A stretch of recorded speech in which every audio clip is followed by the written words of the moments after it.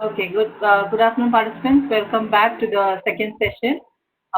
We have with us Dr. Ramani Swarna and again Dr. Manivanan, our dean and convener. So I will request Dr. Manivanan to welcome the gathering attendees. Over to you, sir. Yes, thank you. Thank you, Mrs. Vidya. And it's again happiest thing. And we got a lot of positive feedback from the session one, and it has went off really in a smooth manner. For the second session, we have Dr. Ramani Swarna Madam joining from Kamala Nehru College, Delhi University from Noida. She is such a eminent scholarly person who has done lot of work in this education industry. She is doing wonderful job for all the researchers, and I'm really proud to have such a eminent person for this kind of workshop or short-term training program for our beloved participants. I wholeheartedly welcome Dr. Ramani Madam for this session, and beloved participants, kindly keep the questions, and end of the session we will have one-to-one discussion also. You can use this chat box in an effective way. We will open this chat box at the end of this session surely. We understand your question also. We will get back to all the questions. So we will answer all the questions at the end of this session. Okay, please. I request Mr. Ganesh to play introduction video about Dr. Ramani Madam.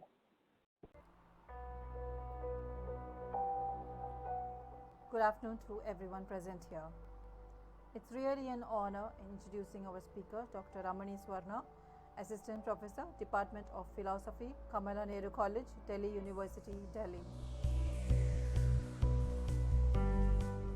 Dr. Ramani did her BA in Philosophy in Delhi University, B.Ed English and Social Studies in MDU, LLB from CCS University, MA Philosophy in Delhi University, MA English in Himalayan University, PGDCA MDU, MPhil Philosophy in Delhi University, Doctorate in Management from University of Rajasthan and IMT Ghaziabad, PG in IPR ISIL, Advanced Diploma in Software Engineering from IBM Noida, Diploma in Early Childhood from NAAM, and Diploma in School Management Administration from IGNOU, and Postgraduate Diploma in Journalism and Mass Communication from IGNOU. Her teaching experience: temporary lecturer in Indraprastha College for Women, Delhi University, Daulat Ram College for Women, Delhi University, Shyama Prasad College for Women, Delhi University, Lakshmi Bai College for Women, Delhi University. Tutor, marker and instructor in a joint venture for Aptech Institute and Open University of British Columbia, Canada. Faculty for Foundation for Humanities in BCA program in Aptech Institute. Faculty, Department of MDA, Department of Applied Sciences, Delhi Technical Campus. Faculty in Delhi Metropolitan Education, Noida for the Department of BJMC. Her organizational experience: Genpact PPO, Tirupati World Link, One Touch Solutions, Triton Corporation Limited, Cubes Net Services, Ojas Medicare and Country Club.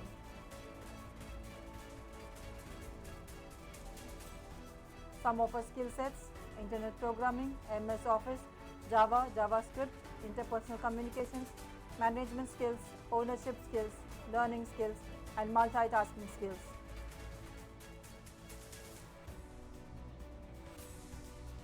She has attended over 61 national and international conferences, 61 trainings and workshops, 6 literary and film festivals, and 13 faculty development programs.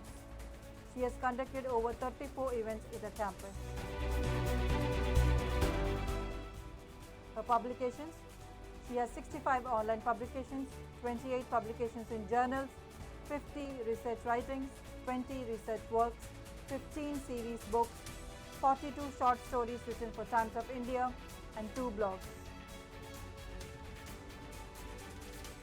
Her awards and recognition: Rashtriya Mahila Suraksha Manch awarded and recognized, Adishakti recognition, All Ladies League recognition and award, Super Dynamic Lady by UNESCO and Family Peace Foundation, Vice President, Western Uttar Pradesh region for Rashtriya Mahila Suraksha Manch, and General Secretary in All India Press and Media.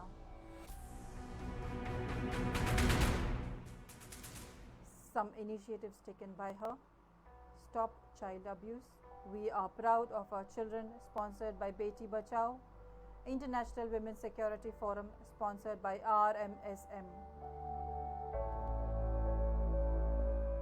Membership in important associations: IMA Delhi, Ghaziabad Management Association, Noida Management Association, Delhi Management Association, Indian Society of International Law,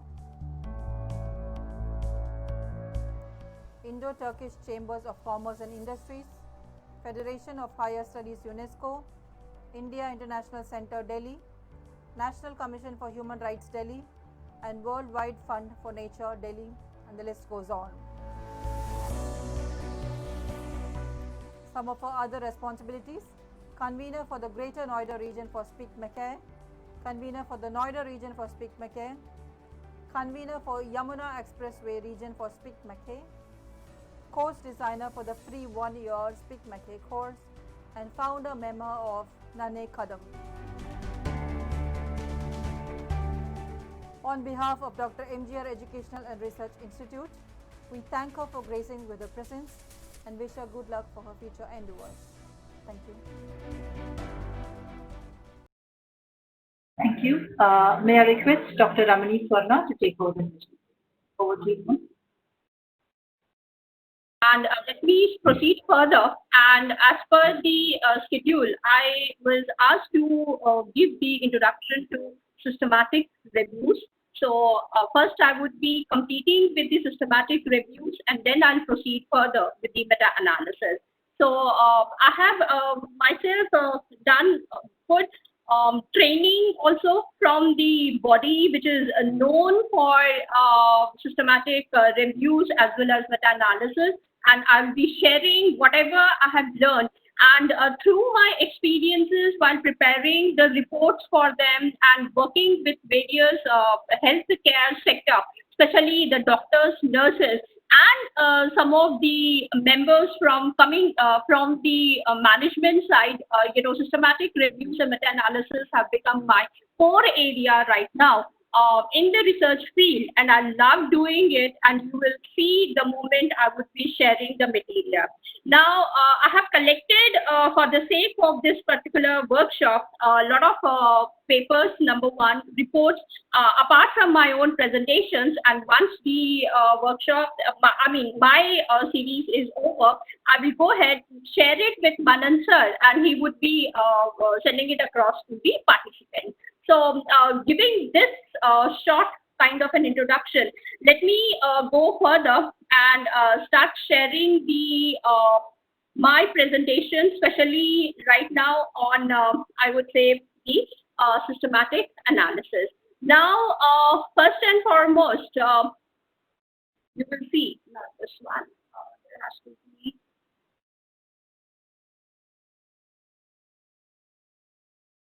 Just give me a moment, please.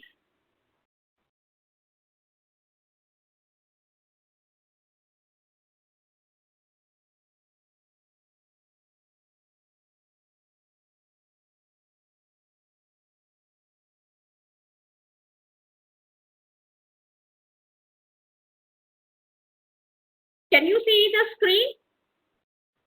Yes, ma'am. Yes. Here we go. Now, this is the one, and I hope all of you are able to see the one that I'm going to share it right now. And this is on the systematic reviews. Now, before I can proceed further, in order to know more about the systematic reviews, just a short introduction to the previous part as to what exactly we need to do in order to proceed further with the systematic reviews. To begin with, I would always say that there has to be what we call it as the theoretical development. Then conceptual building has to take place, which gives us an understanding about the kind of variables that we are going to choose for our own research. Now, that is on one side. Apart from that, we have also understood that yes, there are two important approaches to do the research. Either I can do it in a deductive manner, or I can proceed further in the inductive manner. Now, when we are taking care of these two things together, one of the important things that comes to us is that, as a person into the serious kind of a research that I'm doing, I need to understand where exactly I'm proceeding further, what kind of information is available to me. The moment we talk about the information, we know that there are experts, teachers, peers, then I would say the higher designated individuals in the society who, through the experiences, have come up with, developed their own information center that yes, you can approach to them. On the other hand, we have seen that academic circles also present their own, I should say, knowledge that is being shared with one another, and that is done through various formats of the academic writings. Now, when I say academic writings, it means that either we are publishing our own, I should say, research in the form of dissertations or theses, number one.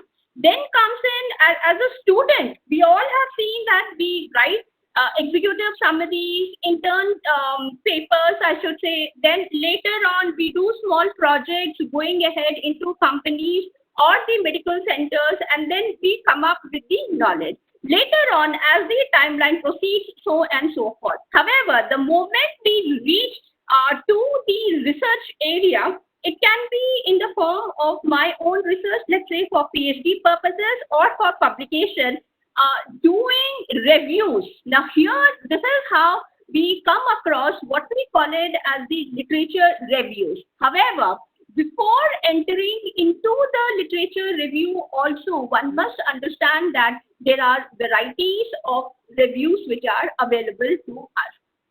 Now, this is a short introduction to what reviews are and how to proceed further. One among them, which you will see very shortly that I would be taking care, given the time, I should say, bondage to me, we will have to understand, and I'll be sharing the screen very quickly, and you can understand and see how to proceed further. First and foremost are the literature reviews. Now, these are kind of the summaries that each one of us takes care, and we find out, as in the earlier session, towards the end of it, when I joined, someone from the participant asked, how do you find out the missing gaps? What are those gaps? What are the missing links? The literature review definitely helps us a lot into it also, side by side. So that is one side of the story for the literature review. Now, apart from that, then what is systematic review? Why I should do systematic review? Now, that is something that, I myself was wondering. Because when I started preparing... Ma'am, 1 second. Can you go for full screen, PPT? How should I do that? Can you just help me out? Yeah, press F5 button, ma'am. F? F5. Presentation mode. We go for presentation mode. Is it okay right now? Yes, ma'am. Okay. Okay, thank you, sir. So literature reviews I have taken care. I'm so sorry about it. Then comes the systematic reviews. Now, while in my own journey of research, I should say, and I started working and understanding a lot about the literature reviews, one fine day I came across about the systematic reviews, and I was wondering, from literature reviews, as such, it's such a I should say, a long process, then why should I come up with the systematic reviews? And my research later on made me understand that yes, there are so many things which are available, and we should carry forward this one so that certain advantages and benefits can be seen. Literature review, definitely yes, in my research area I'm able to do. However, with the systematic reviews, we are able to go further into it. Now, there is another form of review which is called as integrative reviews. Now, what are these also is something that we need to understand and see. So, in total, I'll be sharing those papers. There are around 42 varieties of reviews in total. And our own, if I go ahead and I did this meta-analysis to understand how many forms of reviews are there. So I have seen that 42 is the highest number. Then there are the classical academic research papers which have been published, and then they jotted down to 24. And normally, when we are giving the training so that individuals are able to understand, we land up to 14 main forms of reviews. Right now, I'm just focusing on these three as an introduction. However, in my presentation, you will see that, yes, I have given you what are those reviews and how to go about it. Nevertheless, I'm not going to discuss each and every form of it. Maybe later on, we can go ahead and we can think about doing it in a more rigorous and spontaneous, robust manner so that we are able to understand and our publication becomes much more good and in a very disciplined manner. Now comes in the definitions. Here you can see. Now, you see, backing up. Now, this is where I wanted to make you understand that, yes, given the scenario, when I interact with the research scholars from Delhi University or Delhi School of Economics, or when I go outside Delhi, I interact with the PhD scholars, they say, ma'am, do you think that 6 months of time is enough to do literature review? I just keep looking at them. Can I go ahead and tell them that, yes, that is enough? Then they say, how many papers, publications should we go ahead? So, this gives us a complete idea as to, what kind of exploration should be taken care of. Now, this is the definition, and you will see that I have given you the sources also. The recent ones and the classical papers also I have taken in my presentation so that we are able to know the importance of those publications also side by side. And here you will see that high level overview of primary research. We will see later on there are primary researchers, then there is a secondary research that needs to be understood if you are taking systematic reviews very seriously. Now here you will see that we are going to use these 4 steps. What are they? Identifying, selecting, synthesizing, and appraisals. Now we will understand what exactly do we mean by appraisals by the time we reach to the meta-analysis aspect of it. Then comes the next one. You will see, this is another definition, a classical one. Now, to give you a brief introduction, here you will see that systematic reviews took birth, I would say, in medicinal as well as the healthcare schools rather than in the management or humanities or social sciences. Now, after, I should say, around 25 years of research and stability that it has acquired in healthcare sector, it slowly moved towards the shift can be seen towards the management. And when I say management, definitely yes, first and foremost is a marketing one, which picked up with systematic reviews as well as the meta-analysis, then came up with the supply chain area. Later on, I could see finance, commerce, account studies, which is a good news. And in India, I haven't seen much of the papers because I'm one of the peer reviews which is associated to Cochrane domain itself. And we will see that there are around 5 to 6 schools which give a lot of importance to systematic reviews also. And the first and foremost is the Cochrane medical schools or the center, you can say, which gave a lot of importance to them. So, if you pick up, like this is the Bible. Now, when I was being trained by Cochrane, this handbook was given to me. And there is one more, Joanna Biggs Institute, which we, the abbreviated form is JBI. There also you will see that the manuals which are given, it is like Bible for us. We have to understand and learn more about it. And in these manuals, you will see that there is mention of about more than 14 varieties of reviews which we can use it. In India, again, I'm telling you, very few papers have been published, and each one of you has got a lot of scope to go ahead and start publishing and going ahead with this kind of things also side by side. Now, apart from that, you will see that this particular systematic review that we are going to use basically is more rigorous and it is more structured. One requires a lot of patience, number one. Reason, if you are very serious, not less than 6 months, you cannot go ahead and publish a paper, especially if you are using this particular approach, which is commonly called as the systematic approach. So you can understand 6 months is a minimum. However, if you give away your paper, the first draft to a publisher, he will say, okay, you will need to wait for some more time. I want you to spend 1 more year or maybe 1.5 years, and then you need to come back. So you will see later on when I'll be showcasing the steps very quickly, and you will understand why it is such a serious and a structured one we are calling it. These are some of the characteristic features. I'm not entering into it due to the time limitation that has been given. Nevertheless, you can see it that yes, these are some of the characteristic features.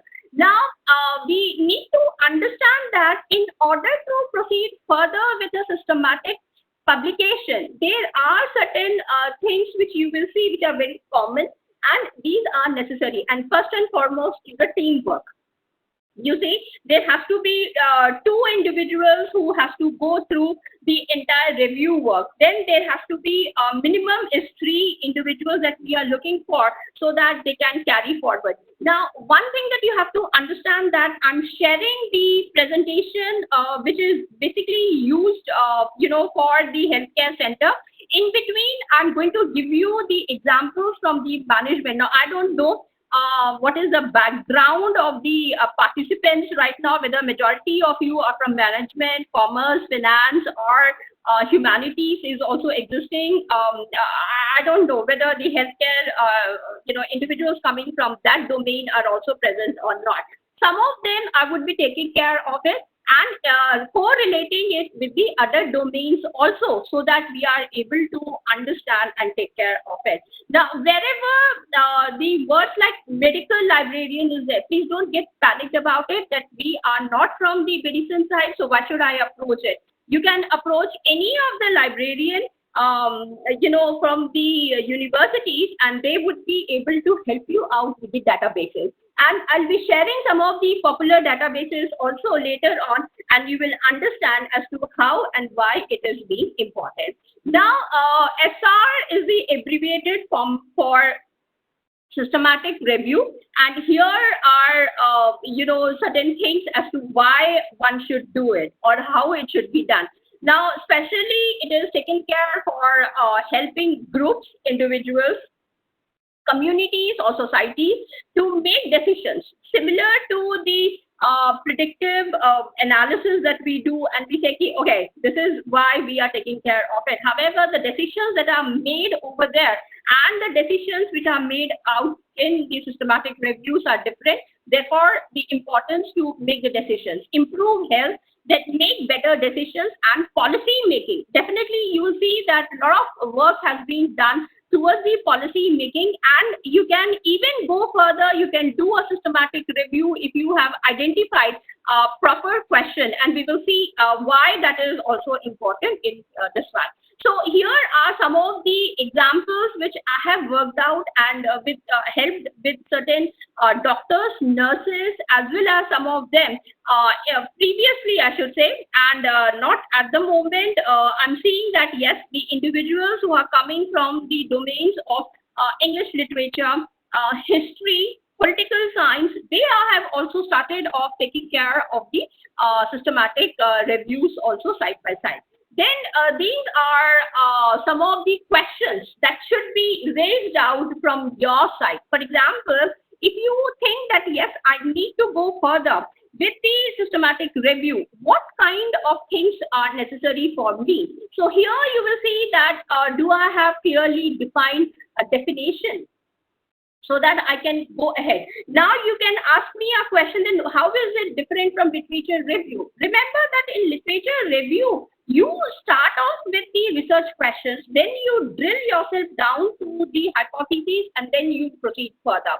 However, here, do I have a team to work? These kind of questions you do not ask when we are doing. I'll show you the differences also side by side so that you are able to understand. Do I have time to go through as many research? Now, you see, this comes in. If a person is doing the PhD in history, the person is just restricted to the papers or the articles confined to the domain of history. Now, for example, in marketing, I don't see, luckily, yes, business ethics has come in. That why is it that the person is not moving and searching for the papers in other domains also? Maybe it can be in history, in political science, economics, the multidisciplinary approach. So systematic reviews give you the leverage for that, and you are able to take care of it. Do I have the statistical resources to analyze? And we will see, is it just SPSS, data, or something else that we are looking forward? Can I get and use gray literature? Now, gray literature is the one core area where systematic reviews really make it helpful for you. And you become that socializing kind of a researcher and enter so that you are able to collect the gray literature. Now here I have given you one slide so that you can understand, because many people ask me, what is gray literature? Now that is also very important, coming all the way from the MPhil onwards, I would say, that the students are supposed to be guided to scholars, I would say, not the students, and the faculties, that yes, you are supposed to collect even and prepare your own gray literature. Like for example, if you ask me, every day 2,000 to 2,500 words article or a small paper should be taken care. Then you are supposed to write a critical review of a paper that has already been published. Similarly, government has given us this leverage, and these are the ones that are included in the gray literature. Like what? Conference, abstract, presentations, proceedings. Don't throw them away. Even if you are there, you should ask the convener or the conference organizers, please give it to me. I'm a researcher, I need it. And these things are really important. And maybe I don't think so I have added out that slide. There are certain repositories also wherein the international conferences go ahead and they, especially save these and submit the conference proceedings and all those things. Now, these are the other details that you can have a look and see, and even surveys, interviews, questionnaires, data sets. And you will see that there are certain the website portals where I have seen that individuals go ahead, not just the questionnaires, even the evaluations. If you understand what I mean by saying evaluations in research, that is very important. Why the particular DRC, or you can say the research center, have gone ahead and approved that kind of a questionnaire, or even the preparation, the entire designing part of it. Now, those are also important, and we need to take care of them. Now, these are the preprint repositories. What do I mean by preprint? Preprints are, for example, I have written a manuscript and it is lying on my desktop. I wanted to give it to a publisher, however, due to XYZ reason, I've not given. So, how should I go ahead and make it? So, research gate, then academia, then there are various places like scholars, Google Scholars, they have these kind of things. However, apart from that, there are a lot of places which researchers and the, I should say, faculties who are interested in publishing, they should start utilizing them and use them into their own, I should say, systematic reviews going forward if they are interested in writing and publishing them also side by side. And definitely, yes, dissertations and theses, very, I should say, the moment I start reading some of the articles, I'm an avid reader, I would say, and on a daily basis, I pick up 5 to 6 papers from Emerald or Scopus publications. And when I start seeing them, I do not see too much of presentation on or researching even the dissertation and thesis. And so here are certain links and everything is presented. ProQuest is one of them. Then you have got the thesis and dissertations one, OATD, then ETD, which is very common, and Neeraj sir, and I have seen some of them using and introducing it in faculty development. So I think some of us should even use these things also in our reviews. Then this is some more information that is available. You can use. I have given it. I'm sharing it so that going forward, each one of us is able to take that. Now, this gives you an idea about the timeline. So you can see that from first month to 12. So that's why I introduced the word patience. You need to have a lot of patience if you are writing a systematic review, and you will see these are the activities which are present. However, I would even say that going forward, there are the cases where you have got 10 papers exclusively coming in from the experts. I will give you what exactly I mean by those experts. Then you can complete a systematic review within a time limit of 3 months. You can do that also side by side, and we will see later on. Otherwise, these are the, I should say, activities and the months that we have given and how they are taken care of also side by side. Then later on, these are the searches, the databases, and I will be introducing more further also. Bibliographic databases, number one. And right now, I see that bibliometric analysis, especially focusing on the publications that have been done, is quite popular. You can even use that technique also within the systematic. I forgot to add that one.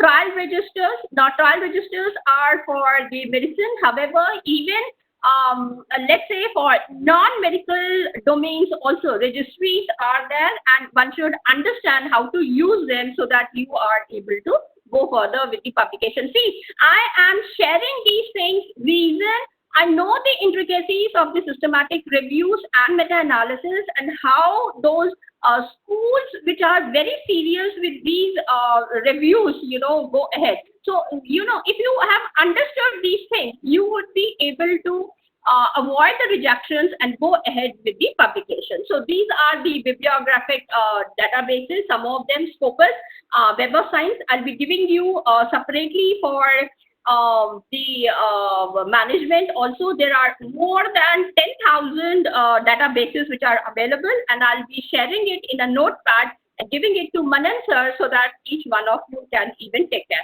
Web of Science, we all know it's a multidisciplinary database. So why the multidisciplinary? Reason we are focusing on the systematic review also side by side.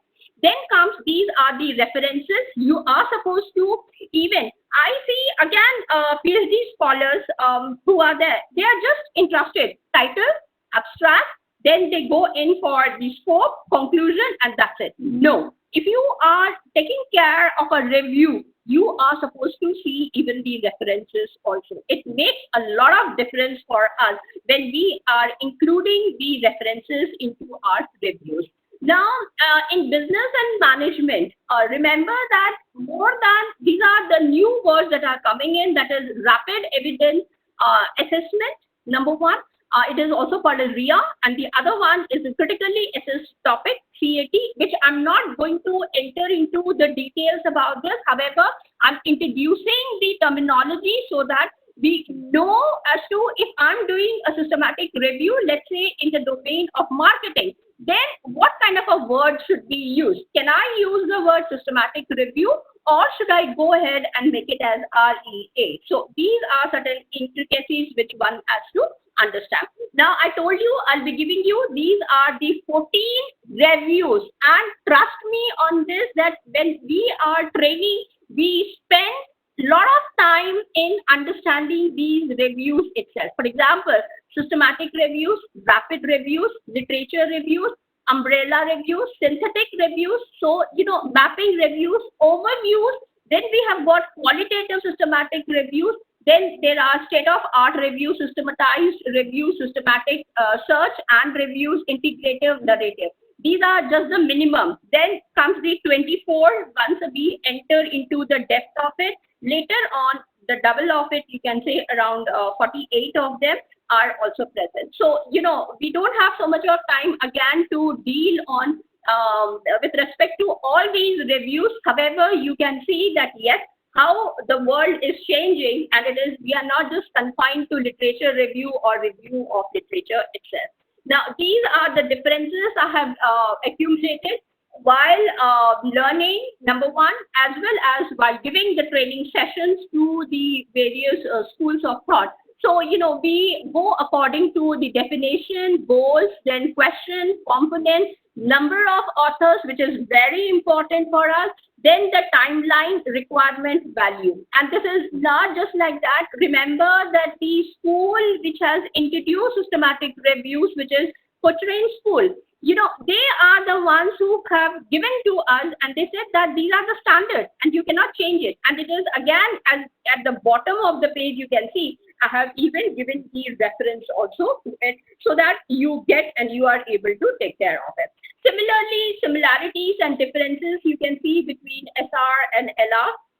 Then these are the systematic reviews and how to carry forward. These are the subtleties that one should. So tomorrow, if somebody in the interview or when you when you're publishing a paper, you have to be very clear that yes, you understand the meaning of literature review. For example, when I read a paper and I see, especially under the review of literature, in majority of the publications, they are very, very confused, I should say. So these are the demarcating lines which are really necessary for us. Similarly, we have got the narrative and systematic reviews. Again, these are some more differences. You can go through them later on whenever you get the time to take care.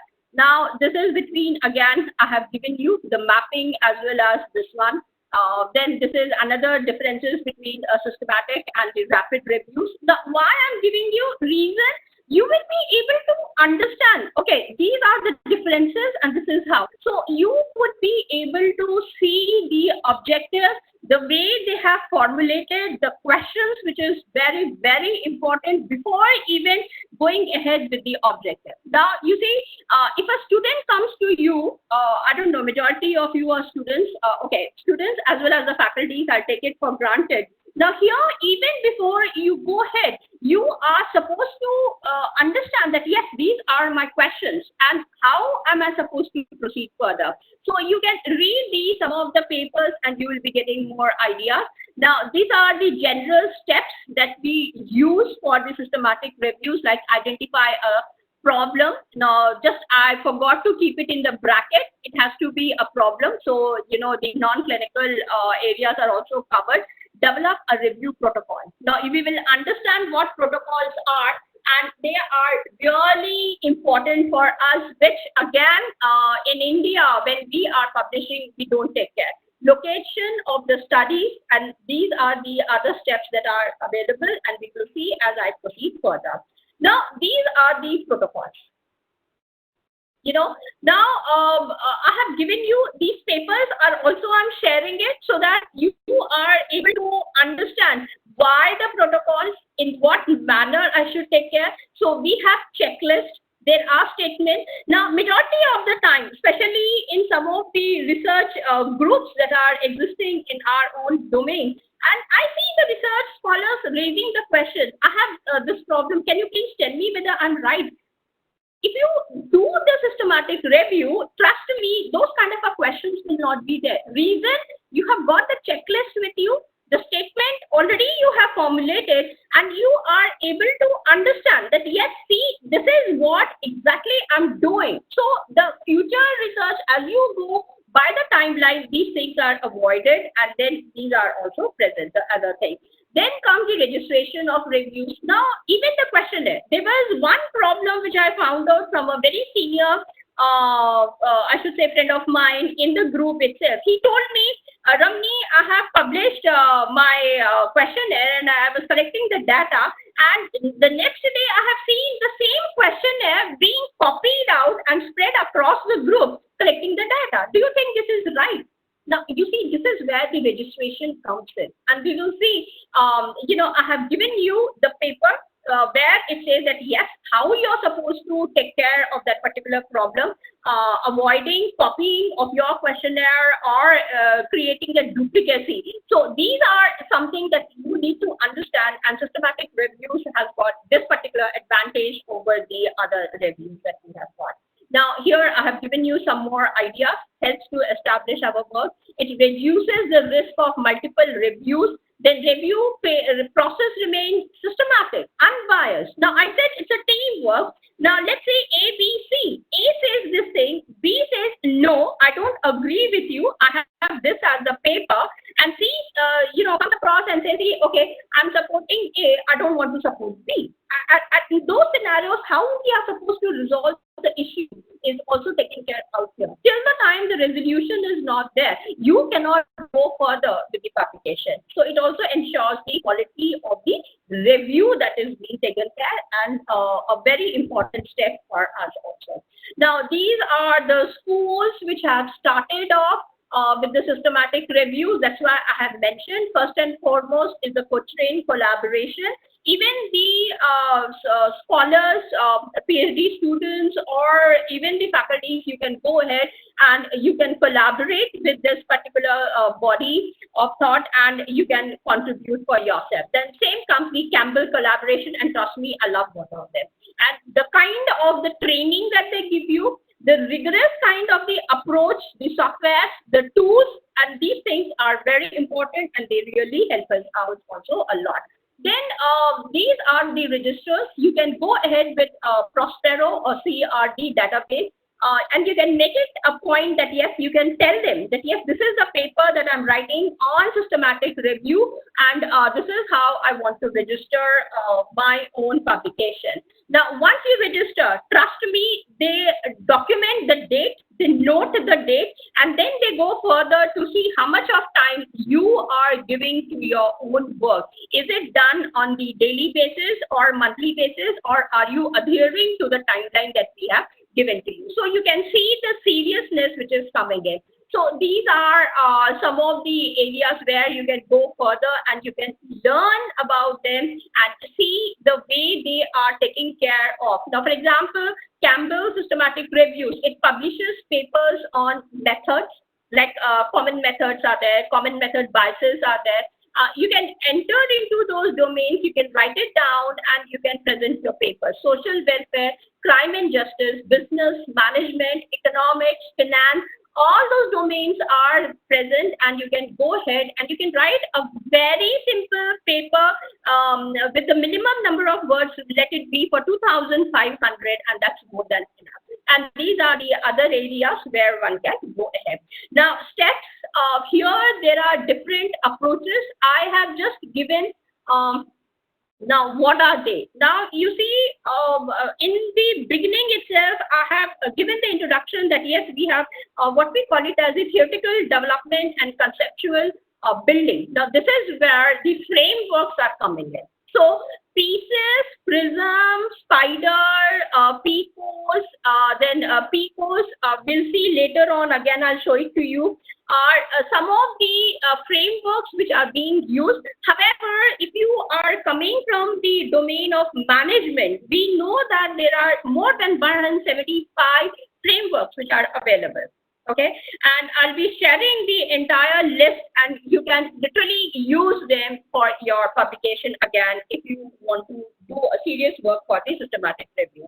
Now, first and foremost is the formulation of questions, as we do in normal research. Here also it is really very important. Till the time you are not satisfied with the question, you cannot proceed further with the systematic review.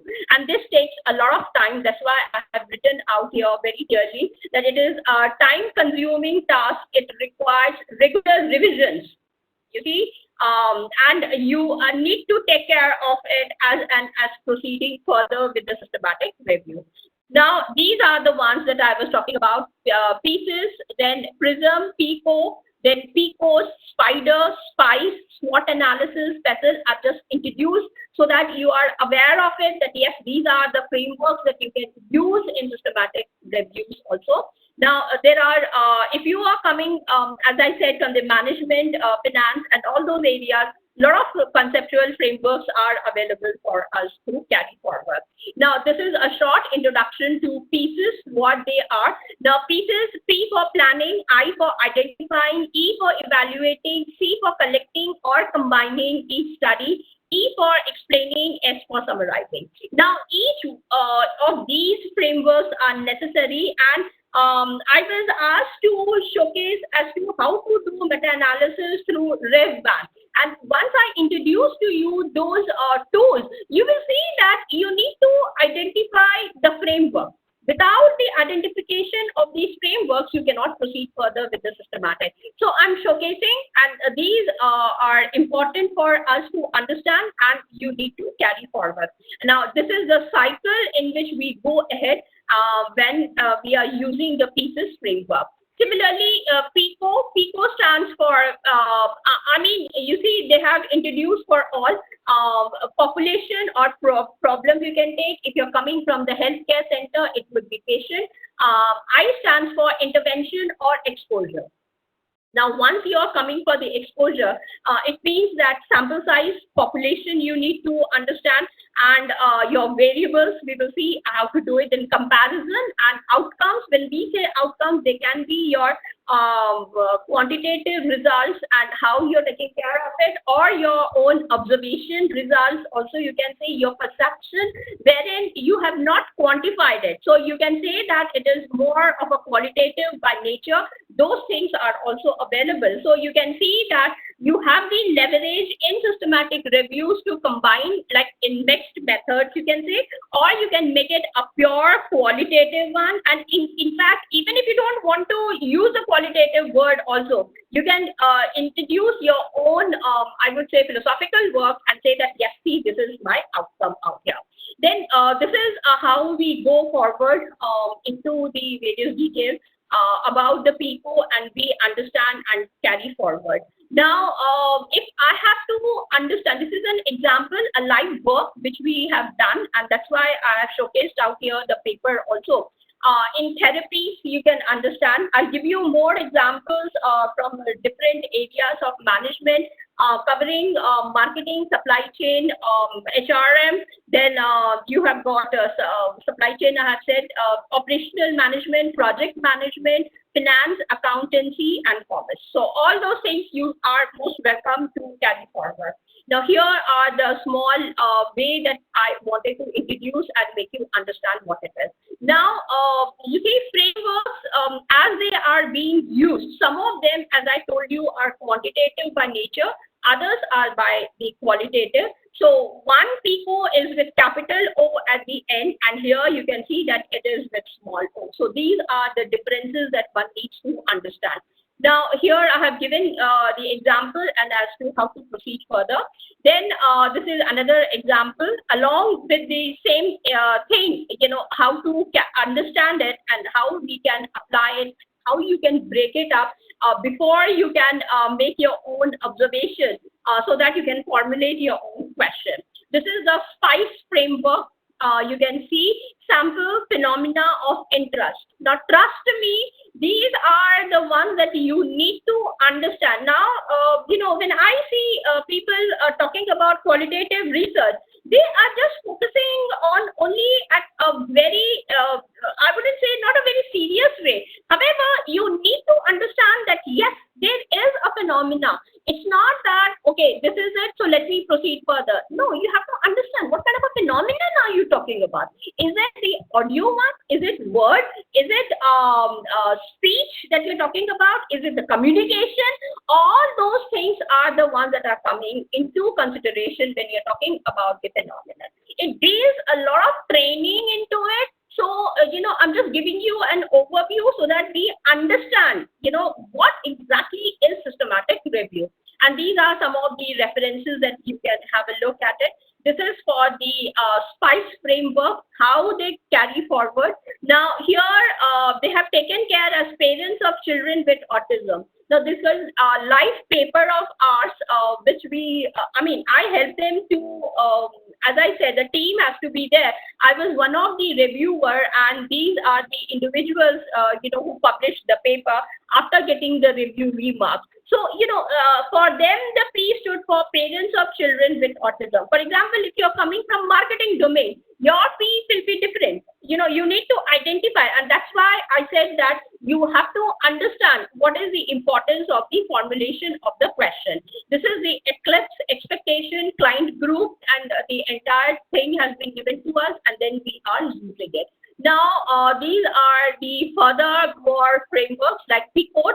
Then we have got MESH, that is medical subject heading, or even the Web of Science subject heading. Now here, instead of medical, we have even got the management subject headings also, and they have, and that is called as MASH. Rather than MESH, it would be called as MASH also. Now here you can see MESH has got these many categories. MASH has a different categories which you can pick up from your own domain of interest, and then you can go further into it. Now, similarly, these are the steps usually people take to formulate a question, develop a criteria, register the review, then go ahead with Prospero, or collaborate with what I call it as Joanna Briggs Institute. It's a very popular. You should visit their website and see the kind of tools they give it to you in order to proceed further with your own research. And non-health, I have showcased with the healthcare. Non-healthcare, there are more than 175 ways to perform the systematic review, and I'll be sharing the Excel sheet, and you can have a look at those 175 ways also. Then searching the literature. How one should go ahead and do the search. So here, development of a search strategy has been given to us, that documenting the search, then managing the search results, databases, study registers, gray literature, sources of gray literature, and then hand searching. Hand searching is a technical word. Other word that we can use for it. Madam, sorry for the interruption, madam. Excellently, you are doing a lot of positive comments. Our humble request, one of our audience asking to go a little bit slow, madam, such that they will follow you. Madam, a little bit slow, madam. Can you reduce the speed? Okay, yes, you want me to go a bit slow. All right. Yes, sir, there is so much of sharing of the knowledge. If I go very slowly, then you should not stop me with a time limit. Let me go ahead in that way also, sir. But I need your approval for that. Yes, yeah, you go with the same, madam. Okay, thank you, sir. Thanks a lot. Thank you. Yes. Now, this is the development criteria. Now, you see, when you are doing a systematic review, I told you it's a collection of the information or the publications that you are going to introduce in your own review work also side by side. Now, once you have collected, prepared the initial database for yourself, now the question arises, which of these papers are closer to my review work, which is more important to my question, the research question, and which of them I can exclude it. So what are you doing? You are finalizing yourself. So here they have given you certain steps as to how to proceed further and develop those inclusion and exclusion criteria for yourself. Now, similarly, here we can see the screening of the literature in the study.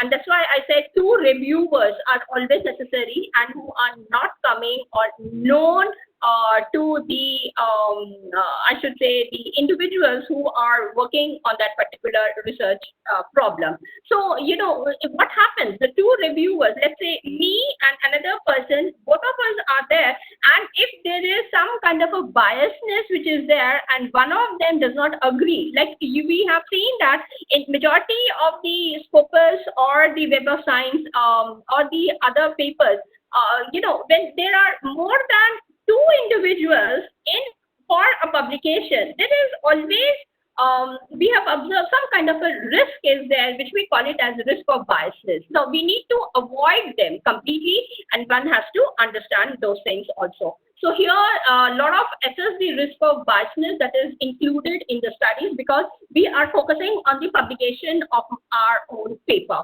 So one has to take care about these things.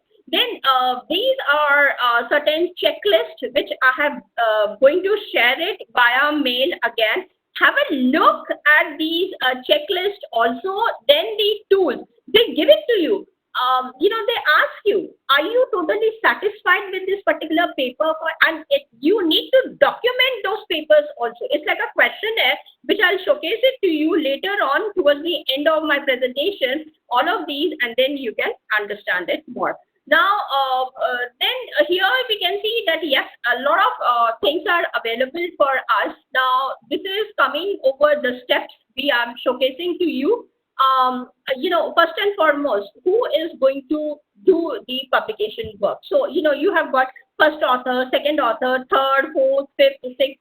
The team has to be taken care of. Then report ID, fine. One of them, now each one of them is going to handle a part of the work that is necessary to do the review. Then who is going to prepare the final report? That person has to be taken care of. Review author ID. If I'm one of the reviewers, I need to understand that my details, and I'll show you later on as to how these things are there. Citation and contact details. We all know about citation, whether how many individuals have cited this particular paper in their own work, and their contact details also. Now, these are the eligibility and methods area that are necessary to go ahead and include it. I'll show you when I'm taking care of REVMAN why these things are necessary. Now, participants, this is also very much important, which I call it as this one. Total number, you have to mention it, document it, that yes, for this particular publication, there are 6 people. Setting, in the sense that where they're coming from, what is their background. Then diagnostic. Diagnostic in the sense that what is the problem that is present and how they are going to take care. Then age, the sex also matters, country. So you can see that it is not just the publication material that is important, even the background of the participants who are involved for that particular publication is also very much important. And that's why you will see in Elsevier or in some of the Emerald also, they go ahead, instead of giving you age, sex at the same. See, other part like, their mail ID, the contact information, who is the first author, whether you can contact them, whether it is the official mail ID, you can recognize a lot of things are available.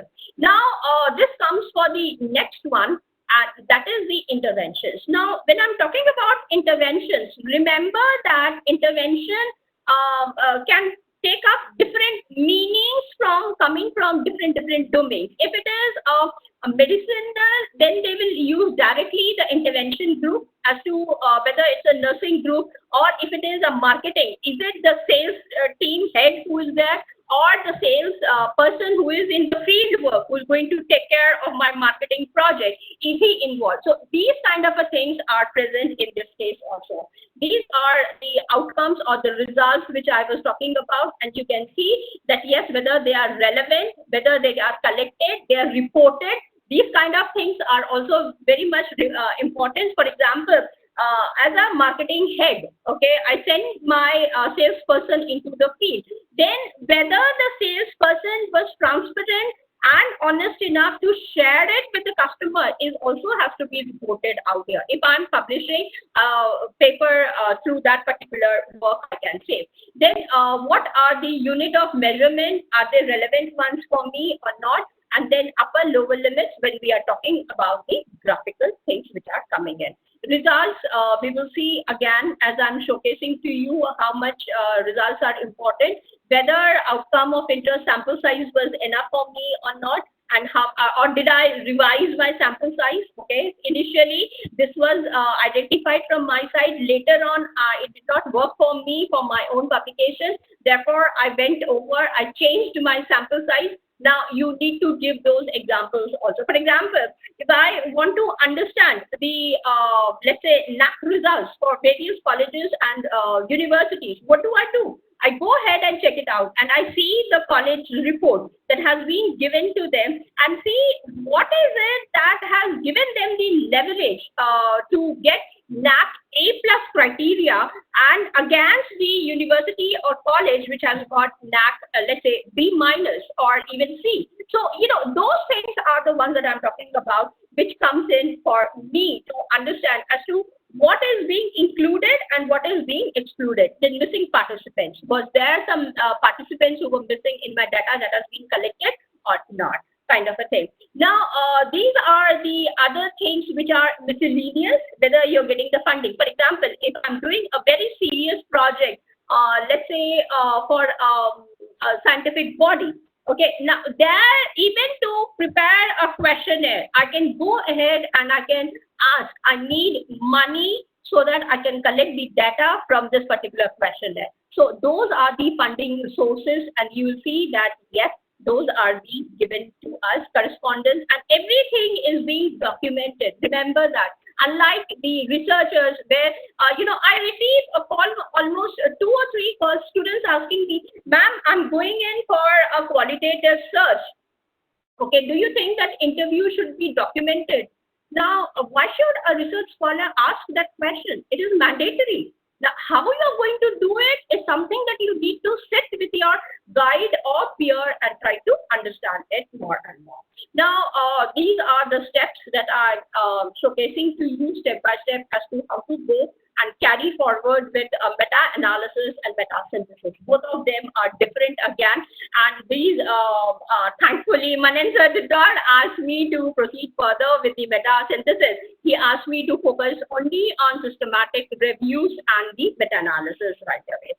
Now, these are some of the books that you can go through. These are like manuals, as I said, and you are, I mean, Bernstein one's Introduction to Meta-Analysis is a classic one, especially those individuals who are coming from the non-medical background. You are supposed to lay your hand on this. Similarly, by Gail Fernandez, 2018. Then Andy Field's book on meta-analysis, you should. It's a very looked one, and he has discussed the entire meta-analysis over there. And we will see once I come to that session also. So these are, okay. Now, results. Now, there is a proper way in which the results have to be documented. It's not, again, in whatever way. When was that thing completed?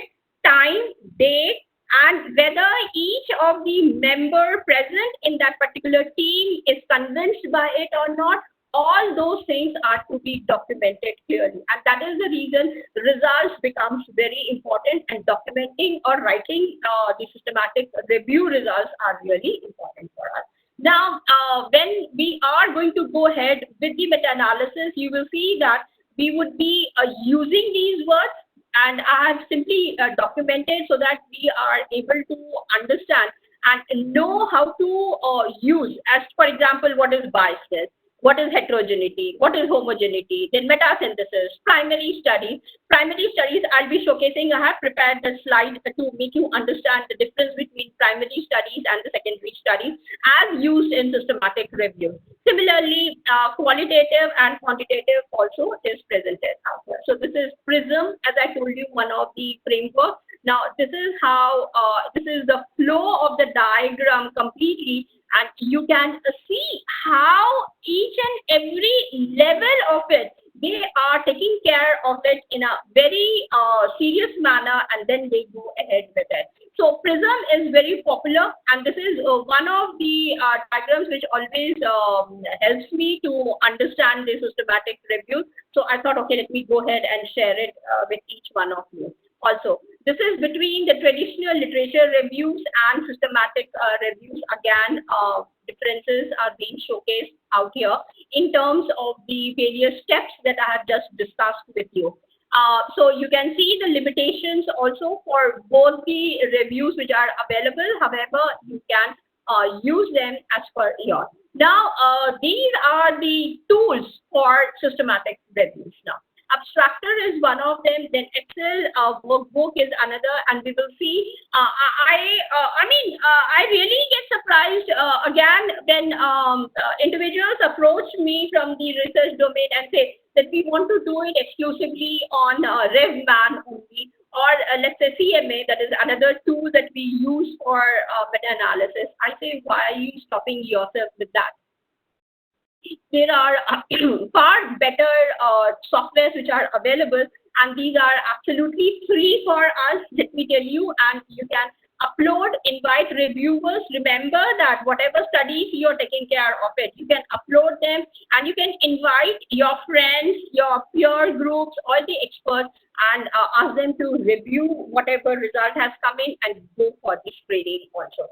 Similarly, distiller, SR, I have just taken up the most popular ones. Otherwise, there are at least, again, I should say 38 softwares which are available for us to do the systematic review.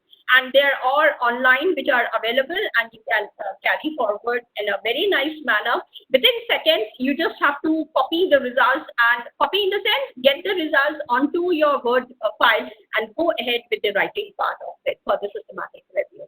Similarly, ePPI Reviewer is there, SR Toolbox is there, Covidence, which is the most popular one, EndNote. Surprisingly, in India, very few of us, we go ahead and use EndNote. Otherwise, it's a very, I should say, rigorous tool which is available. And now you can download it very nicely. You can do RefWorks is one more thing. And if you are lover of the Facebook, you will see that RefWorks has again come up into the research areas, and they are taking care of it. So I would always recommend including, I forgot to include Mendeley. Mendeley is also one of them which you can definitely go ahead and take care of it. And surprisingly, NVivo, you can use it for systematic reviews. Okay, and then we have got LexiMaxer. Now these two are being used specially for the textual analysis. I have given you the hint. So systematic reviews becomes easier. These are some of the issues that we see with a systematic review. No worries, I'll make you understand as to what these meanings are in the preceding slides of mine in this particular thing. Now, basic search. Now, you see, before I can proceed further, I would like to tell you, if you can go ahead and attend any workshop which gives you information on doing research using Google. You know, Google has 3 levels of it: basic, then intermediary, then advanced searches. So here, it really helps you out to in your review, in systematic reviews also. So this is the basic one. Identify the keywords. I don't see many of them using these techniques also. For example, if my objective is to investigate the impact of advertising cigarettes on teenagers, how do I go ahead and search?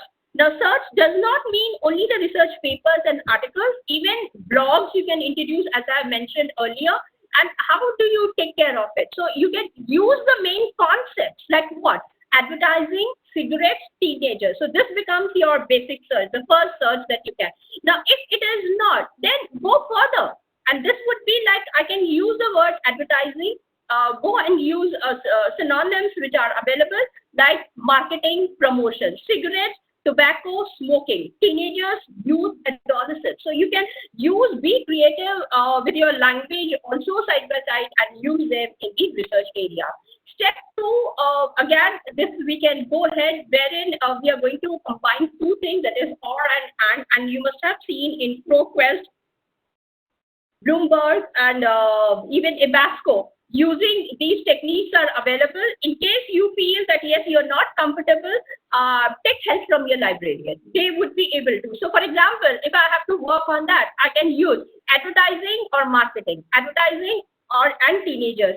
If I want, I can make advertising and marketing and teenagers. Google has given you the leverage to do all these things. And as I said, if you can attend one of the workshops which does it on Google research, you will be able to understand it. Now, this is truncation. Rather than introducing the complete word advertisement, I can start using advert and wait. Google will start searching for you, and within seconds, the entire thing is flashed in front of us. Similarly, cigars, cigarettes, teens, teenagers, adolescents, youth. So the moment you start, these are called as the truncation. So I'm giving you and making you understand that yes, this is also another way to go ahead and get your publication paper. The one that is you're going to use it for your systematic review. Now, similarly, here is one more example: advert or market, a cigar or smoke or tobacco with star marks, asterisk. This goes ahead in the intermediary research level from the Google. They have explained to us these parts. Now, these are the differences which I have included out here. in terms of the primary and secondary sources, which I was talking about. Go through it, whenever you get the time, and you will be able to understand that, yes, how I can use them and where I can get more information. Now, titles. Now, this is an example that I have showcased to you. Many of the scholars, again, when they are doing the review, they forget about the titles. They don't see. And even the keywords, sometimes they don't even look at the keywords. Now, these are the areas that you need to go and check it out, like title, authors, theses, population size, conclusions, which are really important, and results you can see, and sometimes they're talking about the tools and techniques that they have used. So these are the things that you need to use while you are preparing your review.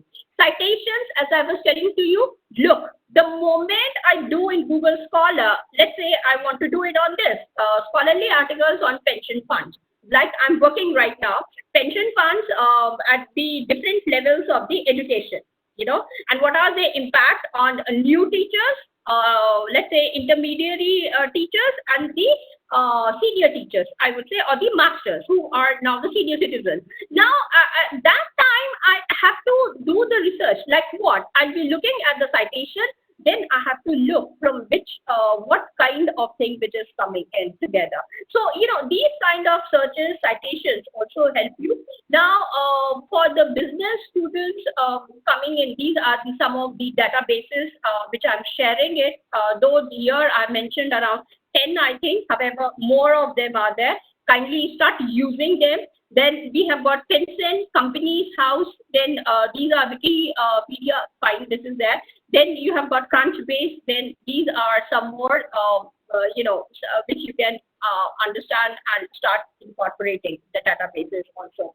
Now, these are some of the manuals like Bibles, which are necessary, and they give you a lot of information about the systematic reviews, umbrella reviews, scoping. As I told you, there are 24 varieties of it. So, how to understand and how to take care of it. These are the manuals which are available for us. So, these are some of the references that I have given to you.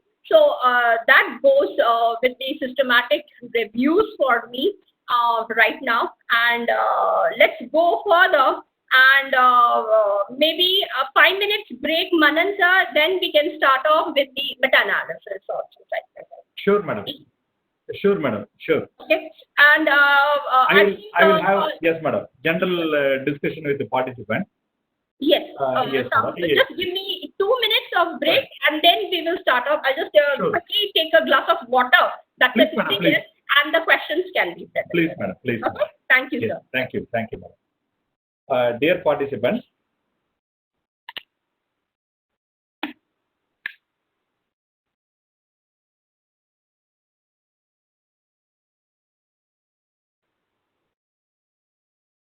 it was a great session.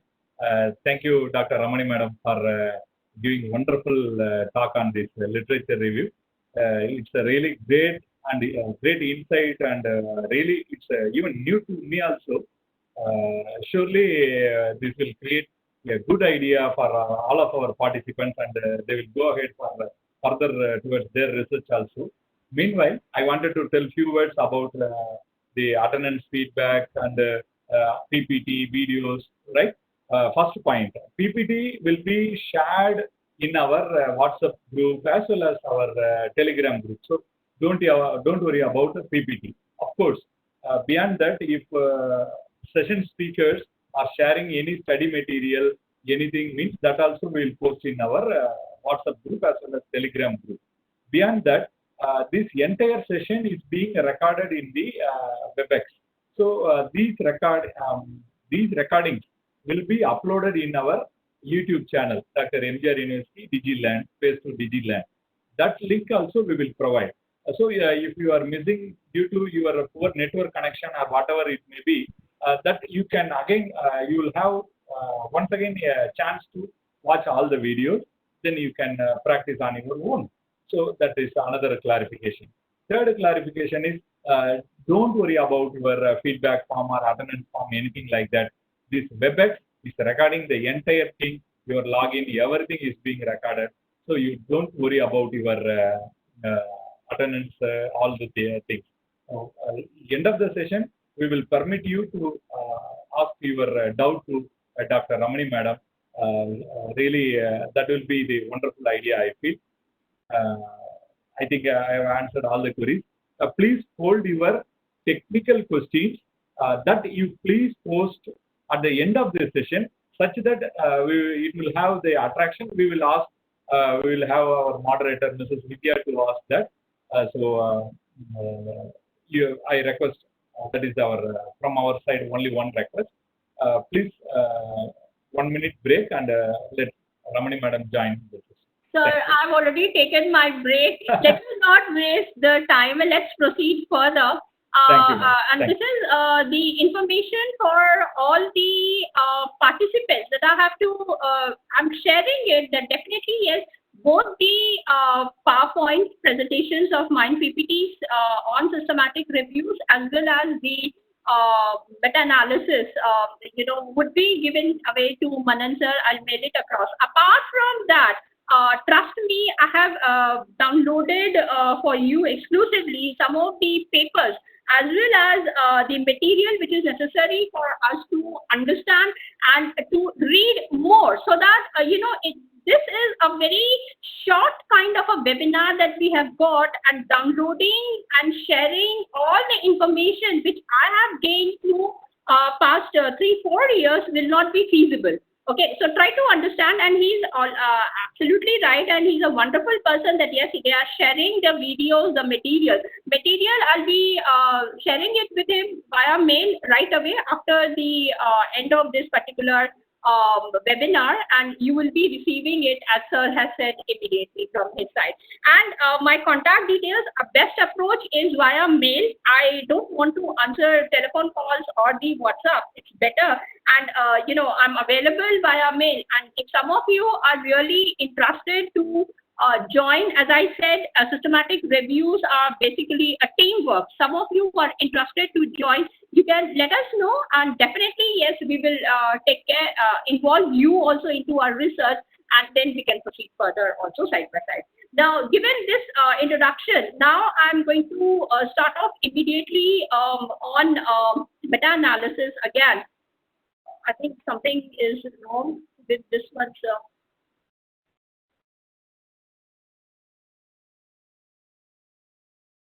Sharing one is not taking place. Again, I have to do F5. Ganesh, can you help?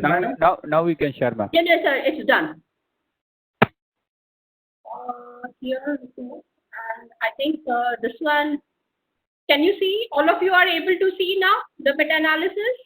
Yes, ma'am. Yes, ma'am. Yes, wonderful. And sir, is it the full page, or again it is coming as a half page only? And we have to press F5 again. Okay, fine. Thank you, ma'am. Now, meta-analysis, you see, again, I don't have so much of time with me, so I'm not going to enter into the details about it. Maybe later on, once again, we can have a small, better workshop. Better in the sense that with a longer duration, wherein I'm going to showcase to you certain things and carry forward. Now here, the agenda for me, we have already seen to understand reviews, to know different kinds of reviews, though I'm not, and I apologize also that I did not define each one of them separately to see the exact meaning as well as the differences. I gave some time so that we understand systematic reviews, because systematic reviews and meta-analysis somehow are interlinked, and this is something which Manan sir really, both of us were in discussion. I told him, no, let's go only for systematic reviews. He said, no, I want meta-analysis through REVMAN also. So each one of you should thank him that yes, he wanted to combine these two things, which is very much needed in our country. I'm telling you, at the most, how many papers? Around, if I have done the meta-analysis from the Indian side, there are not more than 3,558 papers. So you can see that the work has been, yes sir, you want to say something? Ma'am, it's not in full screen. Can you please, can you go to presentation mode? Is it okay now? Yeah, okay, ma'am. Yeah, Thank you, sir. Thanks a lot. So you will see that yes, each one of you can contribute, and here there is.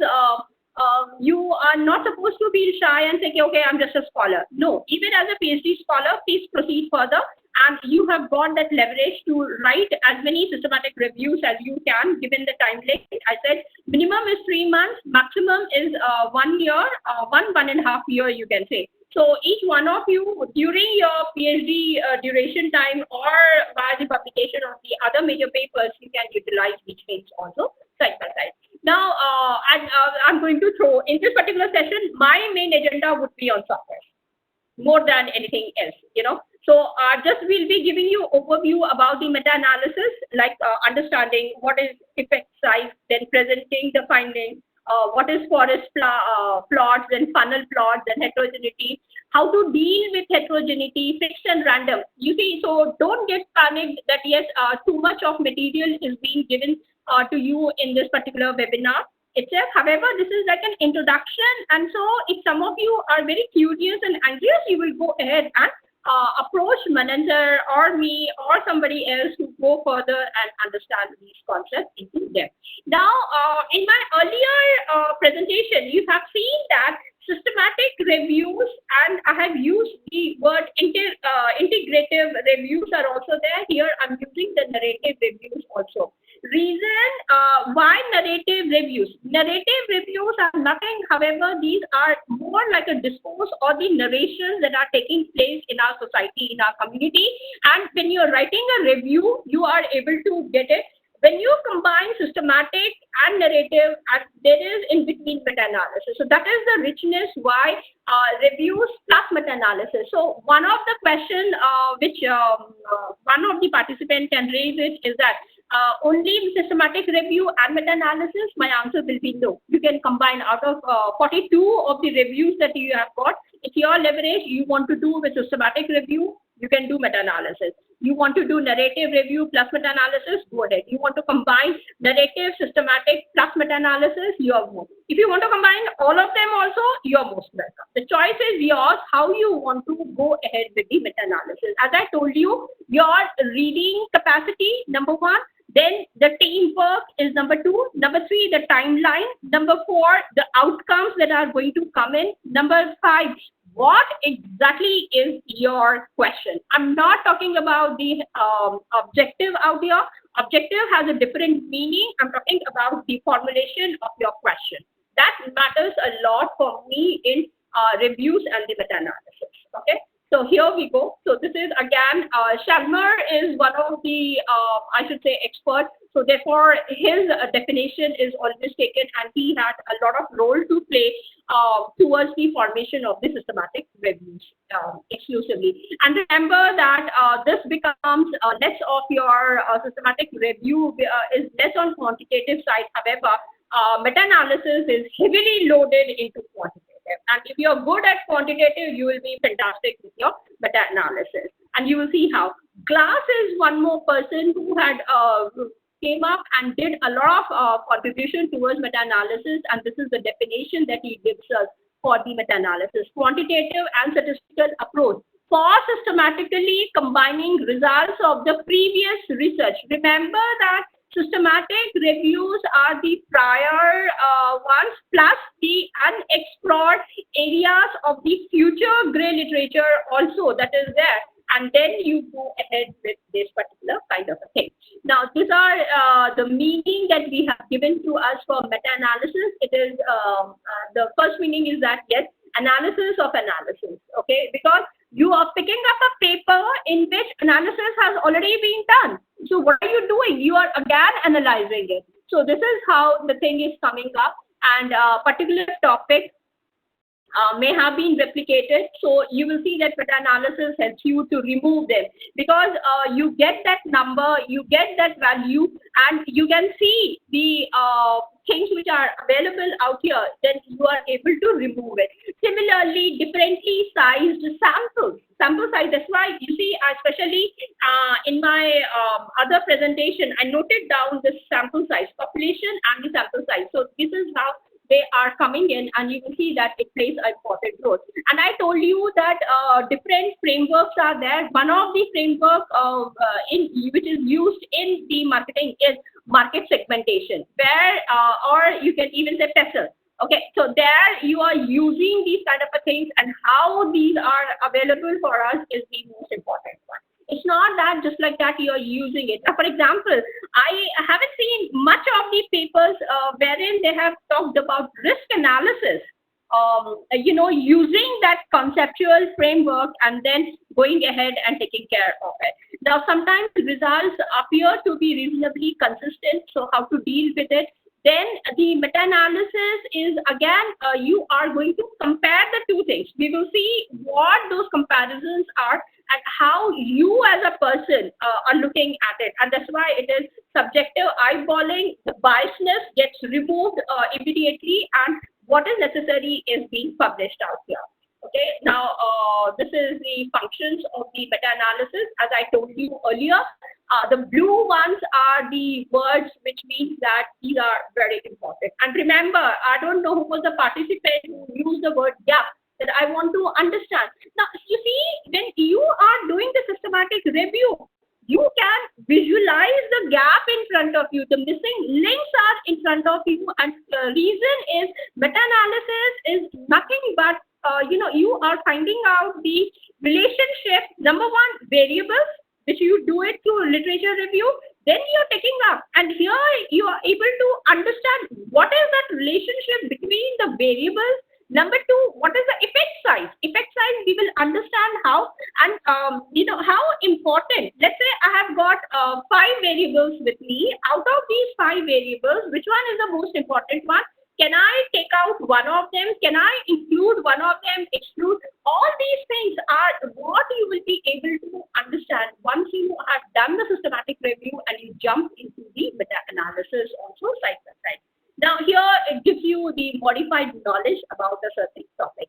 Now here this is one of the, I should say, wherein I was the reviewer, and I'm showcasing to you, and you can see the number of studies which are there, and later on I'll show you what exactly this particular forest, we call them plot, which is available to us, and how can you see the distances between these two things. Now, in each of these studies, this tells us that yes, in this particular paper, I have seen that the closeness between the variables is this much. Now, in other parts, the distance is a lot. So, you see, when I'm talking about the variables, can you see at the bottom of the particular page, it favors antibiotic, then this was no antibiotic, then this and this. So, just by looking at this forest plot, you can discuss a lot, which I call it as digital storytelling. In fact, you don't have to even see the matter which is present on the left-hand side. Just looking at these things, that is the richness for the meta-analysis, number one. Now, how do you conduct a meta-analysis? So here we have got writing a research question. See, I'm not using the word objective here at all. I have used the word question. Now, systematic review meta-analysis focuses. Now, if somebody tells you, okay, no, we have to go for the objectives, that person does not know systematic review or the meta-analysis. Remember that. It is always the question, the protocol. Okay? Because we haven't yet entered into the zone of my research. I'm just doing the meta-analysis. Okay? Then comprehensive search, selection of the studies, appraisals, data abstraction, then comes my data analysis within the meta-analysis, not the other data analysis. Okay, so research questions. Here I have shown to you using PICO. Select which research questions, how you're doing. Are you using SWOT? Are you using risk analysis? Are you using Hofstede's cultural framework that we have got? Similarly, for personality development, are you using this particular format of the individual's, I should say, the manner the individual personality is being tested on? So those are the frameworks that you can include out here, and then you can proceed further. Then protocols, research questions, you need to say, this is my research question. I'm satisfied, and this is where I'm going ahead and going to proceed further with my, and no changes for your research questions once you have taken care of it. Search methods. What are the various methods? Are you going to use purely qualitative or quantitative combined mix of this one, or within the qualitative phenomenology? Again, I would say has got around 36 schools. Now, which school are you going to identify? Is it ontological question that you are going to focus, or metaphysical, or ethical, feministic? You know, so these are the ones that you have to understand and make it absolutely clear. Not that, okay, to interpret the relationship between this, that comes into your research area as an objective. Here, I'm talking about your research question and how do you interpret it, so that this becomes a foundation and you're satisfied because you are seeing the effect size, you have removed the biasness and you are publishing it. Then you are proceeding further to see the relationship between the variables and what is important, the power analysis, we will see those things, and then you're satisfied. Once this has been taken care of, you proceed further with the quantitative further analysis of that. Okay.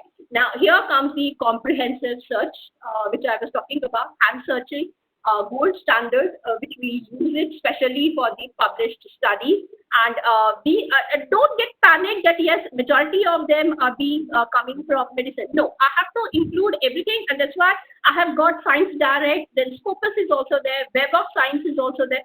Everything has to be combined together because these presentations, meta-analysis is not restricted to one particular field of research. It can be multidisciplinary also. Review articles. Now, how many of us are in the habit of writing critical review papers? Okay, annotations. Now, again, those are the things that we are looking forward. Then bibliographies. Do you really focus upon them? References, as I said earlier also. Now, this is one more thing, which is a very simple kind of an understanding. That yes, what kind of an evidence are you looking for in order to utilize it in your meta-analysis actually? So, you can go ahead, you can present those case reports for yourselves also. Selection of studies. Now here two things are there. One is explicit inclusion and the other one is exclusion criteria. Now what does this mean? This means that study designs, all of us know what study designs are. If I'm using let's say ethnography, then ethnography, what kind of an ethnography are you talking about? Is it a grouped ethnography or a single ethnography? Similarly, if I'm focusing on phenomenology, then I have to tell them that yes, this is post-structuralist phenomenology that I'm talking about, or I'm talking about Kant's phenomenology. Now, those are the varieties, the subjects. Are you focusing, I'm just giving you this example, females and age. This is very much necessary. Publication types, what kind of publication? Now you can include as many as possible in the beginning, like journal article, dissertations, master theses, in some universities, I don't know in India. In India, yes, definitely BBA and BCAs, they even publish what we call it as the internship report, summary reports, then you have got executive. Do not just compile them and place them in the library or in some storeroom. Try to utilize them, okay? And you can do a lot of work unless and until the student has not purchased it and copied it from other languages. Now, you see, English is a common. However, a country like India, now there was this question which one of the research scholar had asked me. She placed a call immediately one fine day and without introducing herself, and she said, "Ma'am, I have prepared the questionnaire, adapted a questionnaire. It is in English. Now I'm changing it into Hindi language because that's the target group which understands the language. What do you think? I should go ahead and make it absolutely new questionnaire and apply the EFA again." Now, you see, so languages in that way plays a very important role. Now, for example, I'm from Andhra. Okay, now a mixed breed, I should say, basically. My father is from Karnataka and my mother is from Andhra region. Now, when I go to Nellore and I want to do especially research on Nellore rice, Nellore is very famous for fisheries and rice. Now, when I'm communicating and doing some kind of a qualitative interviews with them, the focus group interviews, I'm taking care in Telugu language. I'm not doing it in English. So at that time, I have to mention here that yes, apart from English, I have used Telugu. Now, for example, if I'm doing a systematic review, let's say on temple food. Now, Karnataka has a collection of very good temples, and the temple food, which is being cooked across the different regions of Karnataka again. Now, I cannot talk. Now, again, Karnataka, if you remember, it has got old Kannadiga language, then new Kannadiga, then we have got Tulu, then we have got Konkani, then coming from different regions, like Udupi Kannadiga language is very different from the way it is used in Chikmagalur, or you can say Dharwad. Now, you see, so these things also I need to go ahead and document it, and that makes the richness of my, I should say, research itself. Then interventions are there, time frame, how much of time frame I have taken, especially choosing those publications itself. Like, for example, nowadays, I see usually researchers telling me, no, ma'am, I'm going to focus only for past 10 years. So they focus from 2010 to 2020. Now, is it necessary to do? And what happened to the prior? For example, in a very recent, one of the South African scholar, who is doing his PhD in the field of education, he came up and he told me, I don't want to include the old publications. However, you just take the recent one. I said, why is that so? Because certain policies which are made are not being changed in countries like BRIC countries I'm talking about. So, time frame is also very much important if you know, because multidisciplinary laws keep changing, norms keep changing. Okay, so even if you want to do a textual analysis for all those publications, it becomes a very good, and you will get a lot of insight and gaps also. So now the question arises, what about the appraisal? How am I supposed to take care of it? Here, please, again, this is something that I have taken up directly. However, I don't want you to get panicked again that yes, the focus is more on trials only. You can go ahead wherever observations are there. I'm giving you the example. Wherever you are talking about confounding variables in your research, I forgot to introduce one of the slide. Nowadays, it is not just 4 varieties of variables that one needs to talk about, like nominal, scale, ordinal, or the interval. The other one, the interval. Now, before that also, we have got what we call it as antecedent variables and consequent variables also. Those things also are very much important, and you will see once you are entering into those intricacies of the inferential or hypothetical, I should say, research, you will understand how the things are coming up and how you can go ahead with the appraisal of your study. Now, assessing the study quality. Meta-analysis, as I told you, helps you in giving you quality for your own research. Okay. So here they have talked about it that yes, these 2 people, they have given you the quality score, and this is how we do the quality scores. Now, this is exactly the way I do it myself, and I'm showcasing to you also. Scored, yes, make it as 1. If it is no, make it as 0. Published in a peer. Now, these are the set of the questions that are necessary for us. Published in a peer review. If it is yes, mark it as yes, 1. If it is no, you will mark it as 0. These are all have to be taken care of in the Excel sheet. Okay, or the I should say the software that we are using. Experienced researchers, or are they nice? Now, you have to bifurcate as per your understanding. Then research funded by impartial agencies, study performed by impartial researchers, subjects selected randomly from a population. Like if I want, okay, I'm traveling in the train or in flight, and the person who's sitting next to me, can I go ahead and start talking to that person? No. So I have to be very careful. Maybe in that conversation, I might get something lucrative for my own thing. However, can I document it is something that you will have to take care of it. So you see, when you become a researcher and you're very serious with your techniques that are there, you need to be very careful. It should start working. Then subjects blind to treatment, then data gatherers blind to the questions that you are asking to them. For example, if you go to certain areas, let's say Jharkhand, okay, now if I have to talk to those tribal people, do you think that the women would be very open? And let's say I'm doing a survey on feministic studies over there for the tribal women. I see that they don't even want to talk to you also. So it becomes very difficult. So you need to understand, and you will go ahead and even document that. Now, checking the biasness, these are the meaning, because you are publishing your paper. So reporting bias is the technical word that we use especially, and here they have given you different. Are you going to publish the paper only in English language, or the one that you're going to take care, is it going to be published even in Hindi? Like Rajasthan, the students who come from Rajasthan, they say, especially I have my own video channel, especially for the research. Now, I'm more comfortable in recording my videos in English language. Now, these students, they come and they say, ma'am, why not in Hindi language? It becomes easier. You are biased in that manner. So, you will see that these guys, similarly with the citation biasness, look up. Why is it that you are taking up the papers for your studies, with the higher citations, which everybody does it, emerald, scopus. Now, what about the other thing? Why?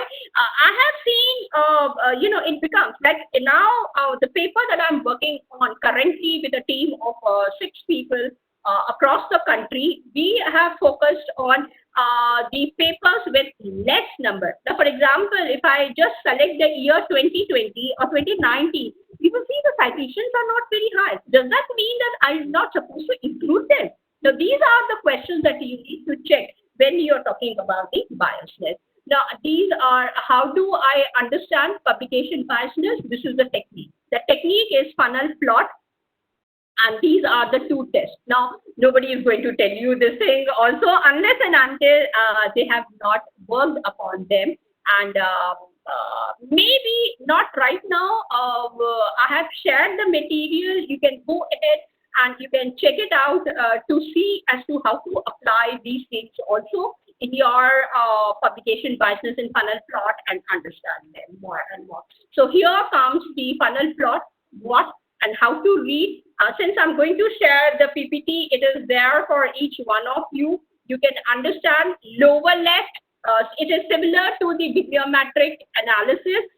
If you have citation analysis, if you have understood those things, you will be, that comes from this area only, I would say. So funnel plot in that way becomes very important for us to understand. Now, another funnel plot, and this also individuals who are taking the sessions exclusively on meta-analysis should remember that funnel plots are of different varieties. One of them is asymmetric funnel plot. Reason, there is no symmetry out here.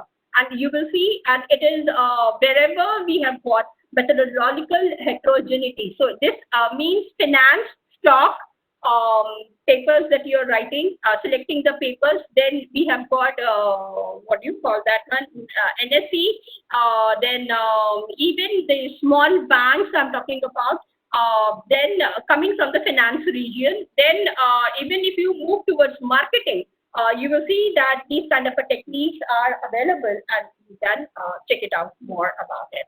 Then meta-analysis, now these are more information has to be given to us with the publication bias, symmetric, trimmed and filled. Now after finalizing and taking care of an estimated number of missing studies, now you see person who raised that question on gap. It is not just the gap for your own research. However, even the missing studies also you should see how many of them are missed in my research. These things gives you value, and you are able to understand. So thankfully I was present, and maybe later on we can go ahead exclusively on gap and missing links, and you will be able to understand more about these things also. We have to take certain precautions while we are doing the meta-analysis. So this have been given to us.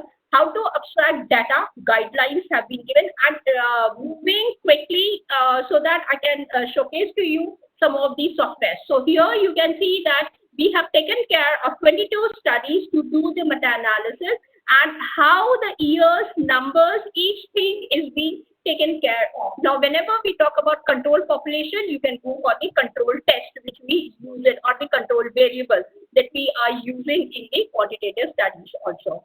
Now, data analysis, remember in this one, choice of metric is important.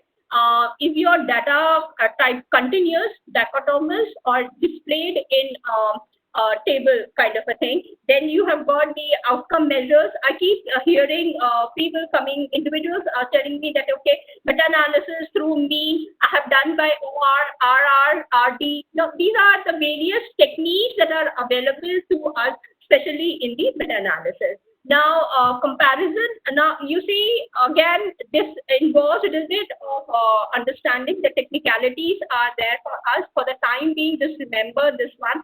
Odds ratio is, if I have taken 100, out of 95, 5 of them are very good, then 10 out of 90, this is what? Risk, I'll be getting this one. Risk difference between them is coming out to be so much. Then effect sizes, which are very much important to us, as I told you, these talk about the mean differences, correlation, coefficient, odds ratio, and then we need to understand as to how the effect sizes make the meta-analysis. So what is it? It is nothing but the ratio of the frequency of the events. So for us, the event is the number of the studies in the intervention, so that we can go ahead and control that particular group and then understand more and more about it. Now, these are the 3 different schools that use this formula, especially for the effect sizes. Now, you see, I cannot go ahead and just focus as to how these are the formula, try to remember, and how they are using is the what. Now, majority of the time, these are the manual calculation. If you are using the Excel sheet, the formula is set. You just have to insert the values and get the one. Now, sometimes, if there is a 0 effect size, what does that mean? Effect sizes we are talking about in relation to the variables. If there is 0 effect size, that means what? There is no relationship between them. Okay. Now, moderate, this is the next one, treatment group and the control group. What has happened if I have controlled one of the variables? What is it coming out to be? If I have after the treatment, that means before and after kind of the scenarios. Then if it is, then what is taking place? Large effect sizes, what should be taken care of? So these are the 3-4 different kind of things. Then we can use even the forest plots in the studies of the meta-analysis, so that we are able to know more about the importance about the meta-analysis results that we are getting it. Now, this is how the forest plot looks like, and you can see that yes, at the beginning we have given, and what kind of variables are being used, that is also there. How many studies we have included, then what kind of a thing has been done regarding the variables. Then you will see the moment I introduce the forest plots, irrespective of the software. You can use REVMAN. You see, you use any of the software. It can be Excel, and I'll show you some of the softwares right now after some time. And you will see, you use any one of them, the results will be the same thing for us. And that is where the importance comes in. And you can see from here also, now the variables are on this particular line, which is 0. Now, some of them are not here also, however, majority of them are on the right-hand side of the computer. So what does this mean? Okay, so certain things are there which just looking at it, you are able to understand it. Now, here comes it, we talk about, and then we are able to know the intricacy. If you enlarge the entire funnel, the forest plot, you can go ahead and say that yes, see, this is what exactly is happening, and Now, either I include more studies from other disciplines and see is it okay, or should I go ahead and just restrict myself? Now, in order to make your own meta-analysis much more rigorous, so that the final research output, now final means I'm not talking about the meta-analysis, I'm talking about the further one. If you are able to take care of it at this moment, those results will be far better ones. So here we go ahead and each study, how we are talking about who are the authors and what kind of a thing we have. I mean, it differs as to how you want to do your meta-analysis and carry forward. So heterogeneity is one more term that is usually taken care of. Now here, if different people, let's say I'm in India, another person is in South Africa, the third person is in Australia. Obviously, we are different people, so our results will be very different.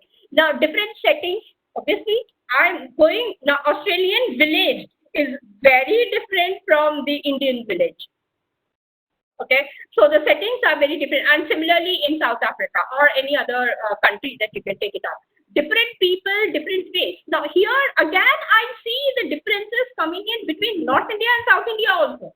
Okay, now between the states, between the cities also you will see, and within, let's say in Delhi city itself, let's say I'm residing in Lajpat Nagar. I see that the differences are there between Lajpat Nagar and let's say Rajouri Garden. Now these two, if I combine and I want to do, I'll be getting different results altogether. So here you will see that yes, statistically differences are coming in, and how to deal with them helps you via the meta-analysis. Similarly, dealing with this one, we start off with this one. Now be very careful here. I have said test for existence of heterogeneity that has low power. Now power analysis is one more thing which I have missed out, I think, out here. If you are getting the results, I mean, a low power indicates the heterogeneity is there. Then you can use even Cochrane's Q test, that is the statistic based on the chi-square test. All of us are aware of it.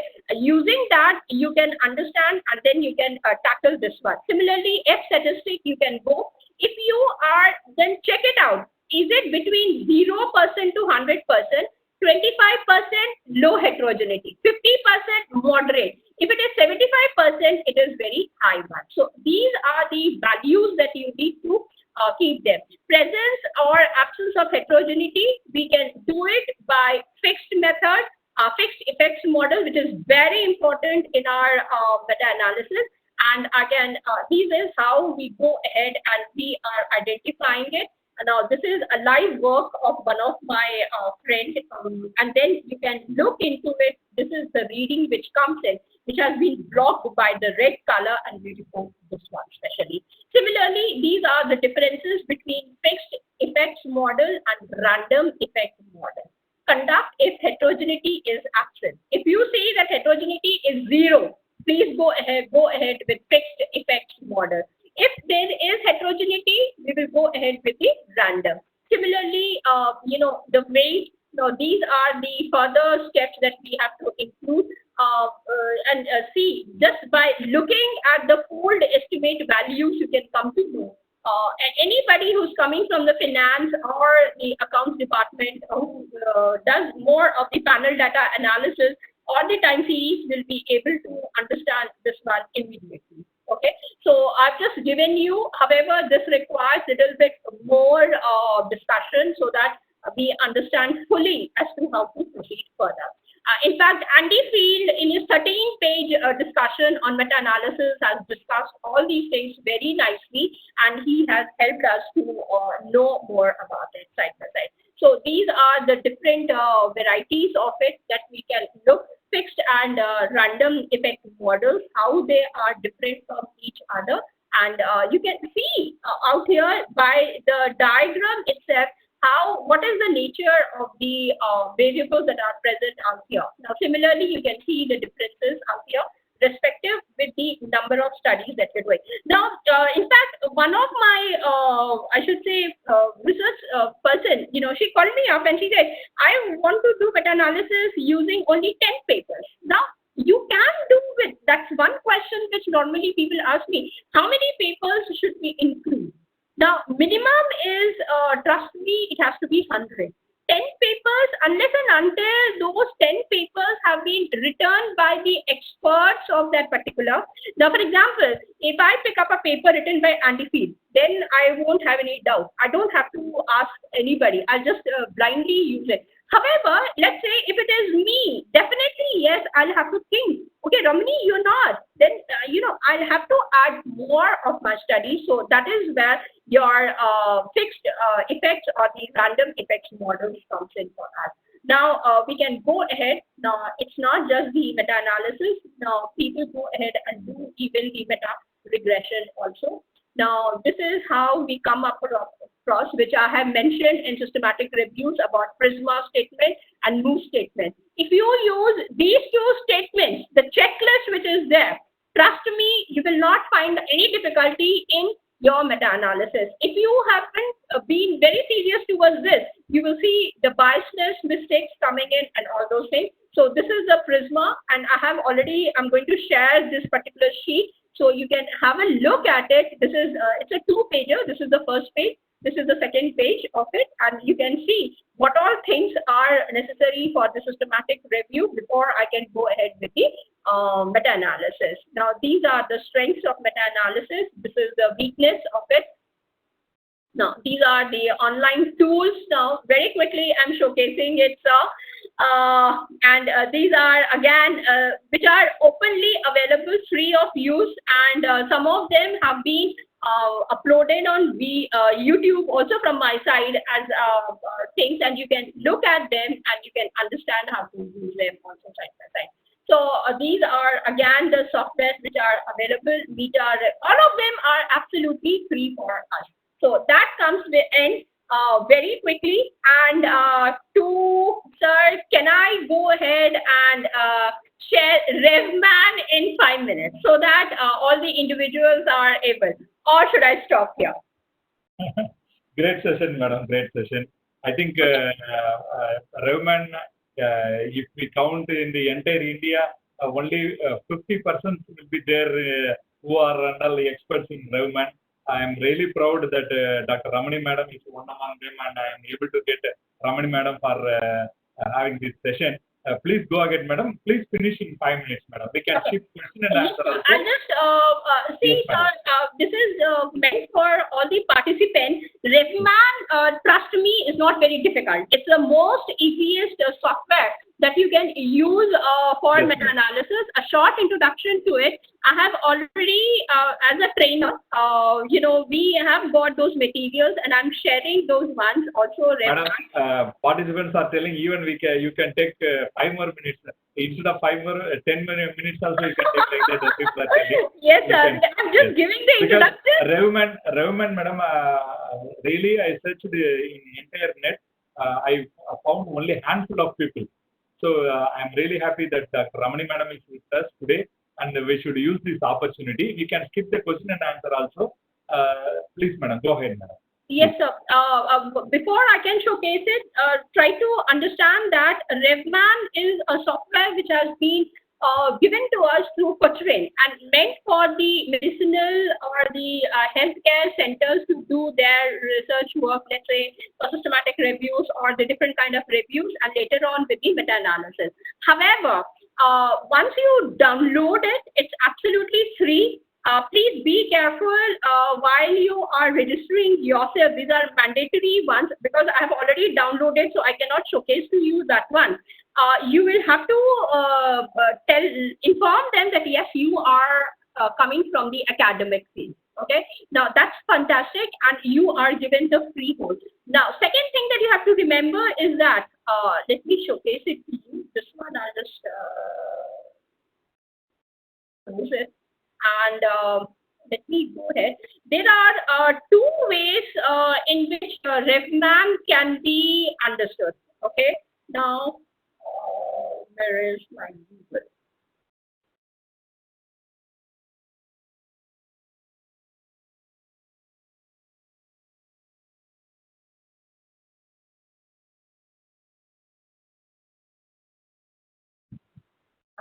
Now here I'll be changing, and you can see I'll be showcasing to you certain things, and please bear with me. Okay, now this is where you can note down, this is the website. You can select if it is Windows, Linux, and this one. Click on download depending upon the bit version is yours, whether it is 64-bit or 32-bit. My recommendation would be 64-bit. It works out very well. It's absolutely free. Once you download it, you know, the REVMAN looks like this. Okay, now this is the first page. I did not even move ahead. This is one thing that I wanted to show. Second thing that I wanted to inform all of you is that I'm going to share it with Sir.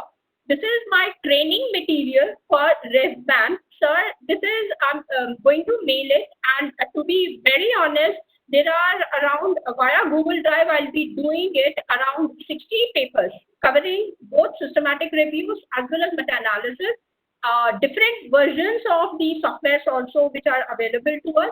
Now, this one, if you will see, is how many pages? 6 pages.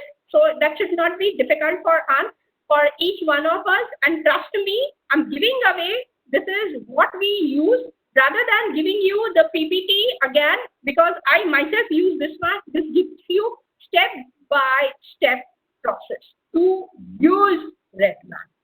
Only consider fact is that, you know, go ahead and download the REVMAN. Once you have done that, you need, it gives you all the information. So, you know, it gives you how to go ahead, simple steps. You can use Pico out here. If you don't want to use Pico framework, now see, this is where the difficulty comes in using the REVMAN. It is that if you are aware of the framework, so we take nearly 2 weeks of training only to understand the systematic review framework.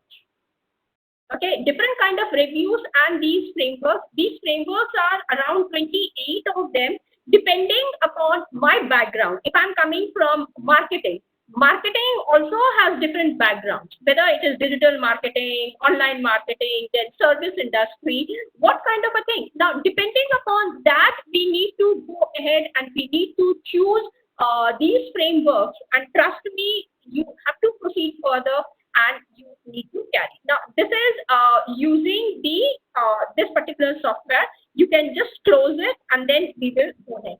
Now, apart from this and this, we have got a new version of REVMAN through Cochrane, which we call it as REVMAN web-based. Now, I'm going to show you even that also. Just give me a moment. Now, that is also something you don't have to download it. Now, this is another software which is Meta-Excel, absolutely free. You can download it. You just have to enter your details and entire whatever discussion I have given to you, heterogeneity, it gives you out the output completely to you, and you can simply carry forward. I just kept these things open so that I can share it. This is another tool which we call it as the Comprehension Meta-Analysis. However, you need to 1 week, I think 7 days, it is free software. However, again, it's a good tool. Otherwise, you will have to purchase it. Therefore, I don't recommend anybody to use EMA, though majority of my friends who are giving the training on meta-analysis use comprehension meta-analysis. I would say please avoid it. You have got Excel, you have got REVMAN, which I'm showcasing to you. And second thing that before I can forget, once you are executing the file to install this particular REVMAN software, you will have to go ahead and choose that you are not using REVMAN Manager 5.4 for the Cochrane reviews. Now, Cochrane reviews me. Yes, sir? Ma'am, that screen is not visible, ma'am. Huh? You're sharing another window, no, ma'am. That window is not visible. You share your entire screen, please. Okay. You are you able to see this one, Comprehension Meta-Analysis? Yes, ma'am. You are able to see. Are you able to see even REVMAN Manager? No, ma'am. That is not able to see. Share it. Can I share? Okay. Are you able to see now? Yes, ma'am. Okay. Now this is, once I have downloaded, executed the file, I'll get the first REVMAN, I should say, software, so that I can proceed further and carry forward. Now I can close this one. Once it is closed, okay, I come to this particular window.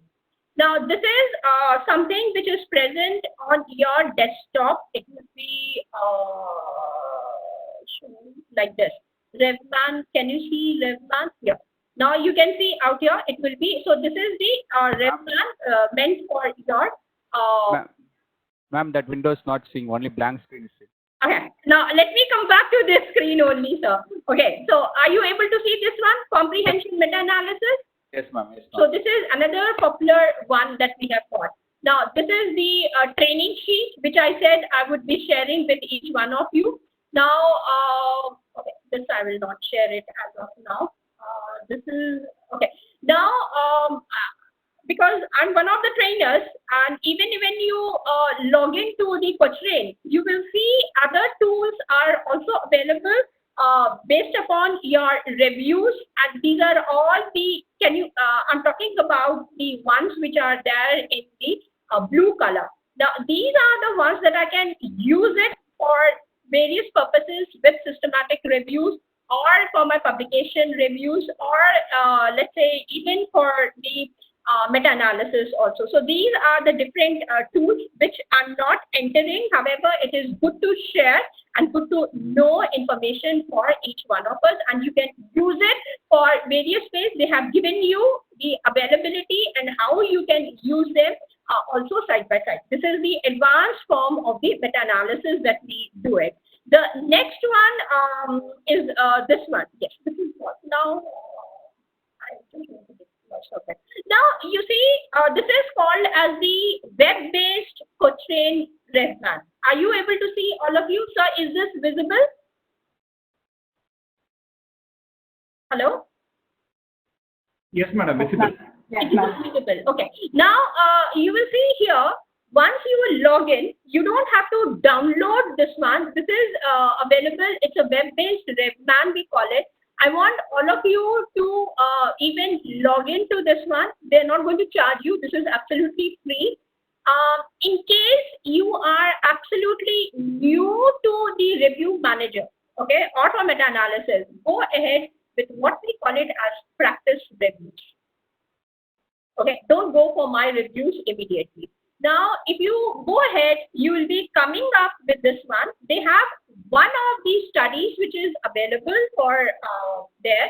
You can just create practice review. Once you have done them, just close it, use a template review, click on this and close. You will be getting this one. Okay, so you can open this.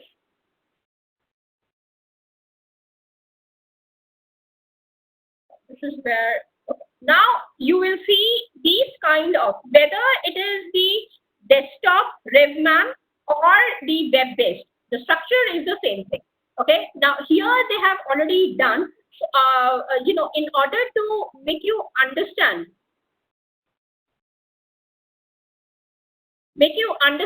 the various things, I'm coming up to this particular session. Now here you will see, this is one pane, the topmost one that you have got. Then you have got default pane. If you can see on the left hand side, then you have got the full text one. Now default one also has the same thing. You can scroll down here. You will be getting a bar out here, and you can go ahead and understand it. Now similarly, if I want to don't want to see the default view which is present out here, and I want to work on full text, then in the sense that I'm very serious about the text, then I'll have to carry forward. So here you will see abstract. So the moment you click on it, you will be getting the abstract details. What is abstract now? Whatever you have thought about. Now you see, you are using it. Remember that you need to go ahead and start. Click on edit button. The moment you click on edit note, you will see that various things are coming in for you. And if you want to make a note about it, go ahead and make a note. Similarly, and then make a note in the sense that you want to make some changes. Okay, you can carry forward. Here on the top, you can see some more menu is there for us. Now, I'm not using right now any one of them. It is similar to the Word file. Click on any one of them and I would suggest start using these ones. This becomes much more easier for you. And if you want to make a note, any standards that you want, you can click and they are very comfortable. They will be, see, the moment I click, now it gives you the various details. What do you want to do? So, this is much more user friendly for you. You can carry forward. Summary of findings, you want to do it, then click on that. It will be giving you more. If you don't want to do anything, you just want to write something on abstract, click on this one and start writing about your abstract details. Now, what will happen? This will store your abstract. Now, similarly, background. If you have, you need to keep clicking on this one, and you will see that the moment it has come, you want to add a background and you want to make more notes about it, start doing it. Then comes in your objectives. Now, again, add note is the one that you will be taking care, and here you can see on the right hand side, it gives you the panel and each and everything. Similarly, you can carry forward search methods, selection criteria. These are all the things that are necessary for us to carry forward. And you can see the intricacies, which I say, which are very sensitive for systematic reviews as well as the meta-analysis. They are giving to you each and everything, and they are asking you. Now, since I have taken care for the one that is meant for the practice, so that we know what exactly it is, see the description of the condition they have given you. Now, these kind of descriptions, you can do it only through studies, number one, the previous studies, number one. Number two, the sensitivity which you have got towards those studies also. And that is the reason why they ask you the description of the intervention, how you are going to take care of it, then how the intervention might work. Now, you see, I'm just taking you through and making you understand as to how you're supposed to write on a daily basis, because the timeline is there for us and you have to carry forward. Of the participants. Now, how many of us really bother to write it down in literature of review? Be very honest to yourself and check it out. Are we really sensitive? The kind of the types. The types of, now you see, if you submit a systematic review for publication, trust me, the reviewer will be checking out for all these things in your systematic review and later on with the meta-analysis. So here you can see how many electronic, the databases that I'm talking about. Did you go ahead with ICON? Did you use Bloomberg, Thomson Reuters? What kind of a databases have been used? So you see, you are enriching yourself. You are not a simple I would say right now, layman kind of a researcher. However, you're seriously into the domain of the seriousness with which they are taken care of. Now, once you have completed, what you can do is you can see the results, click on them, click on each one of them. If you want to add note, you can add the note. Or if you don't want to, just want to see the results also, you can just click here. Can you see the results out here? They have given you, because this is the ready-made example that I'm showcasing to you here. Now, I'm going from here. The subgroup analysis. I've showcased to you what heterogeneity is, what kind of a thing. Now, sensitivity analysis. Now, if you're coming from time series background or the panel data, you can definitely go ahead and you can even see this one. Similarly, go ahead. Description has been given to you for the studies also. Results of the search. Now you can even talk about effects. Now, can you see the here the moment if I don't show you this, it looks very simple for us. Oh, only this much only. For example, let me click away all these things. Now this also gone. This also gone. I don't want to see. Now you will see. Okay, systematic reviews, meta-analysis 1, 2, 3, 4, 5, 6, 7, 8, 9, 10. Starting off from abstract till the characteristics of the study. However, the moment I start clicking, can you see under the abstract itself how many categories I have got? So the importance of the timeline, the manner you're going to introduce it. Now, these things also has to go step by. Now, plain language summary, wherein we are not interested about your grammar or anything. Whatever the language is, just put it in. As simple as that. Later on, once it has been done, we will be asking you the author's conclusions. Now, here, if we look into it, you can see the author's conclusions, implications for the research. Now, you understood the descriptions, the entire thing which is coming in out here, and then they are taking care of it. Number one, default view. Now, can you see this? The moment I clicked on this, okay. Now, coming to the default one. Now, dashboard. What is this thing? It's showcasing to you so many things. Can you see now? The dashboard gives you the complete information. How many errors are there? How many warnings? Now, the software is so sensitive, it will tell you, okay, under your validation, so many errors are there. Now, validity becomes very important for your own studies also. Warnings that, okay, we have given you so many warnings to correct these errors. You did not do it. Now, tell me which software will be able to give you all these details to do. Only thing that you require, that's why this is the third time that I'm reiterating myself that yes, you need to have a lot of patience if you have to perform the systematic review as well as the meta-analysis. Now, go ahead, review. Now, can you see author? Now, let me show you the author's details. Now, yeah, can you see the first author, second author, third, fourth, fifth? Their affiliations are also to be. Now, this is called as noting and making all each one of them. Now, once these things. Now, if you click Veronica Fifth, the entire detail has been given to us about that person.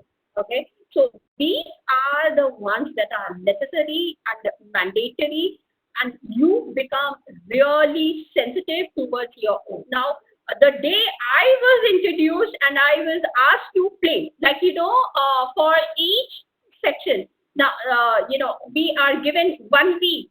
Please go ahead and play with it. Come back and tell us what you found out, what missing was there, or were you comfortable to do it. Now, once you are able to take care about these things, now dates and events, who is going to do, differences between each one of them, acknowledgement, then contribution of the authors. Let me show you this also.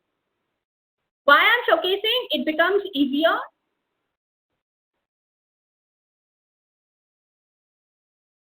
Now here, here they haven't showcased it. Otherwise, I can say, let's say Ramani. Ramani covered, let's say, the region of Nellore and Delhi. Okay, so if I want to add new notes, I can add and I can make other person come up and say that, okay, I need one more person. No, I cannot do it out here, the changes. Reason this is something which has been already taken care by this one. It's just for experimentation that I'm taking. Now, see, it won't allow me.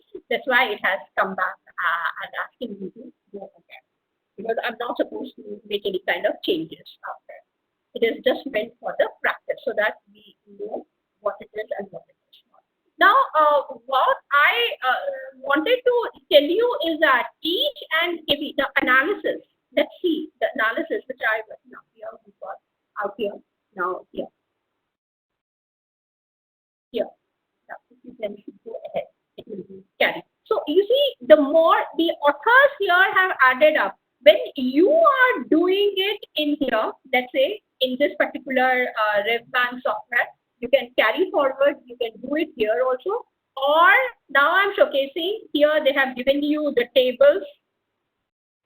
So you will be able to understand that, yes, I have got these things. Then you have got appendices also, then figures, you can check it out.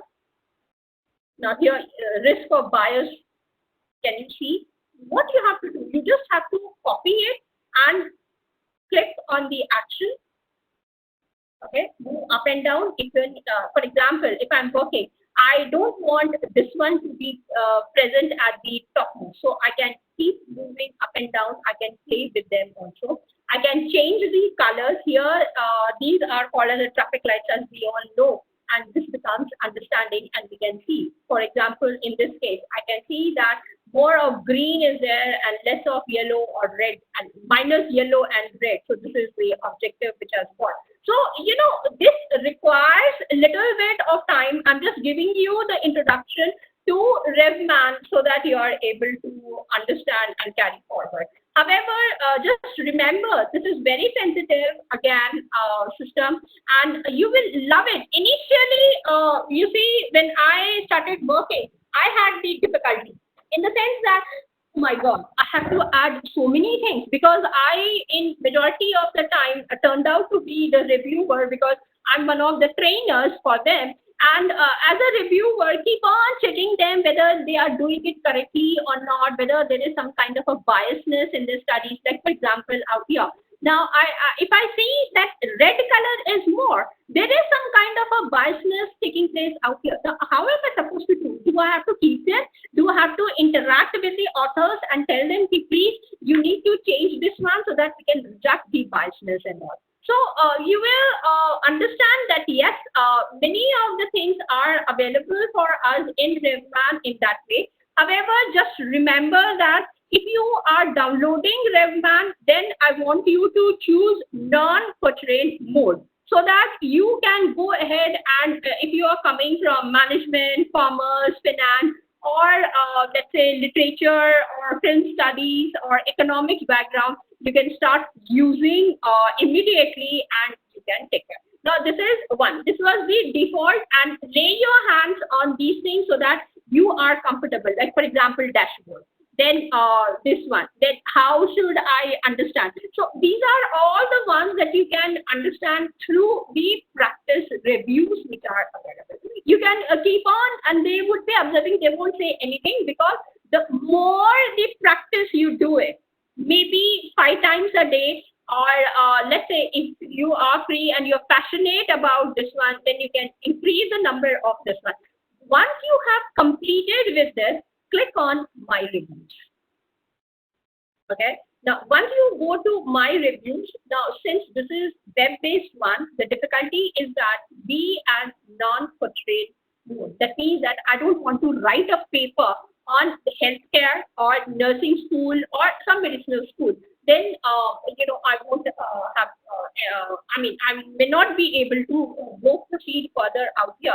However, the best would be to come over here.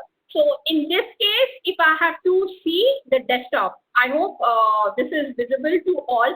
You can see file, edit, format. Going forward, maybe I may not be able to complete the entire thing. I will upload the videos as to how to use REVMAN non-portrait mode, and this is 5.4 version, and how useful it can be, like how to use the new one, what exactly happens to this, what is taking place in edit, format, view. Now, you see, these things are the ones that you will have to understand, and then we can carry forward more and more. Now, for the time being, what I have done it is that with each one of you, I'm sharing the training module which is available, which I showed it to you out here. Number one. Number two, I'm even sharing the Excel and the details about the other softwares also which are available, and then we can proceed further. Sir, I think participants will run away if I go ahead and start giving them more of the information. Due to inauguration, there was a delay happened today, madam. We pardon for that. And the entirely you have covered the things, madam. Nothing is being left. Right from hands-on training to complete literature review, how various issues, all the things you have covered, madam. Really, I'm happy to see that a scholarly person handled a session for our research scholars. With your permission, madam, you can share your YouTube link also. If you permit your YouTube channel link, that those videos also. Oh yes, it's a very easy one. Let me share it with all of you again.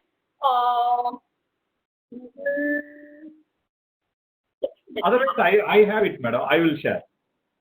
It just takes 2 minutes. You can go to the YouTube. Let's say this is there. Just give me a moment.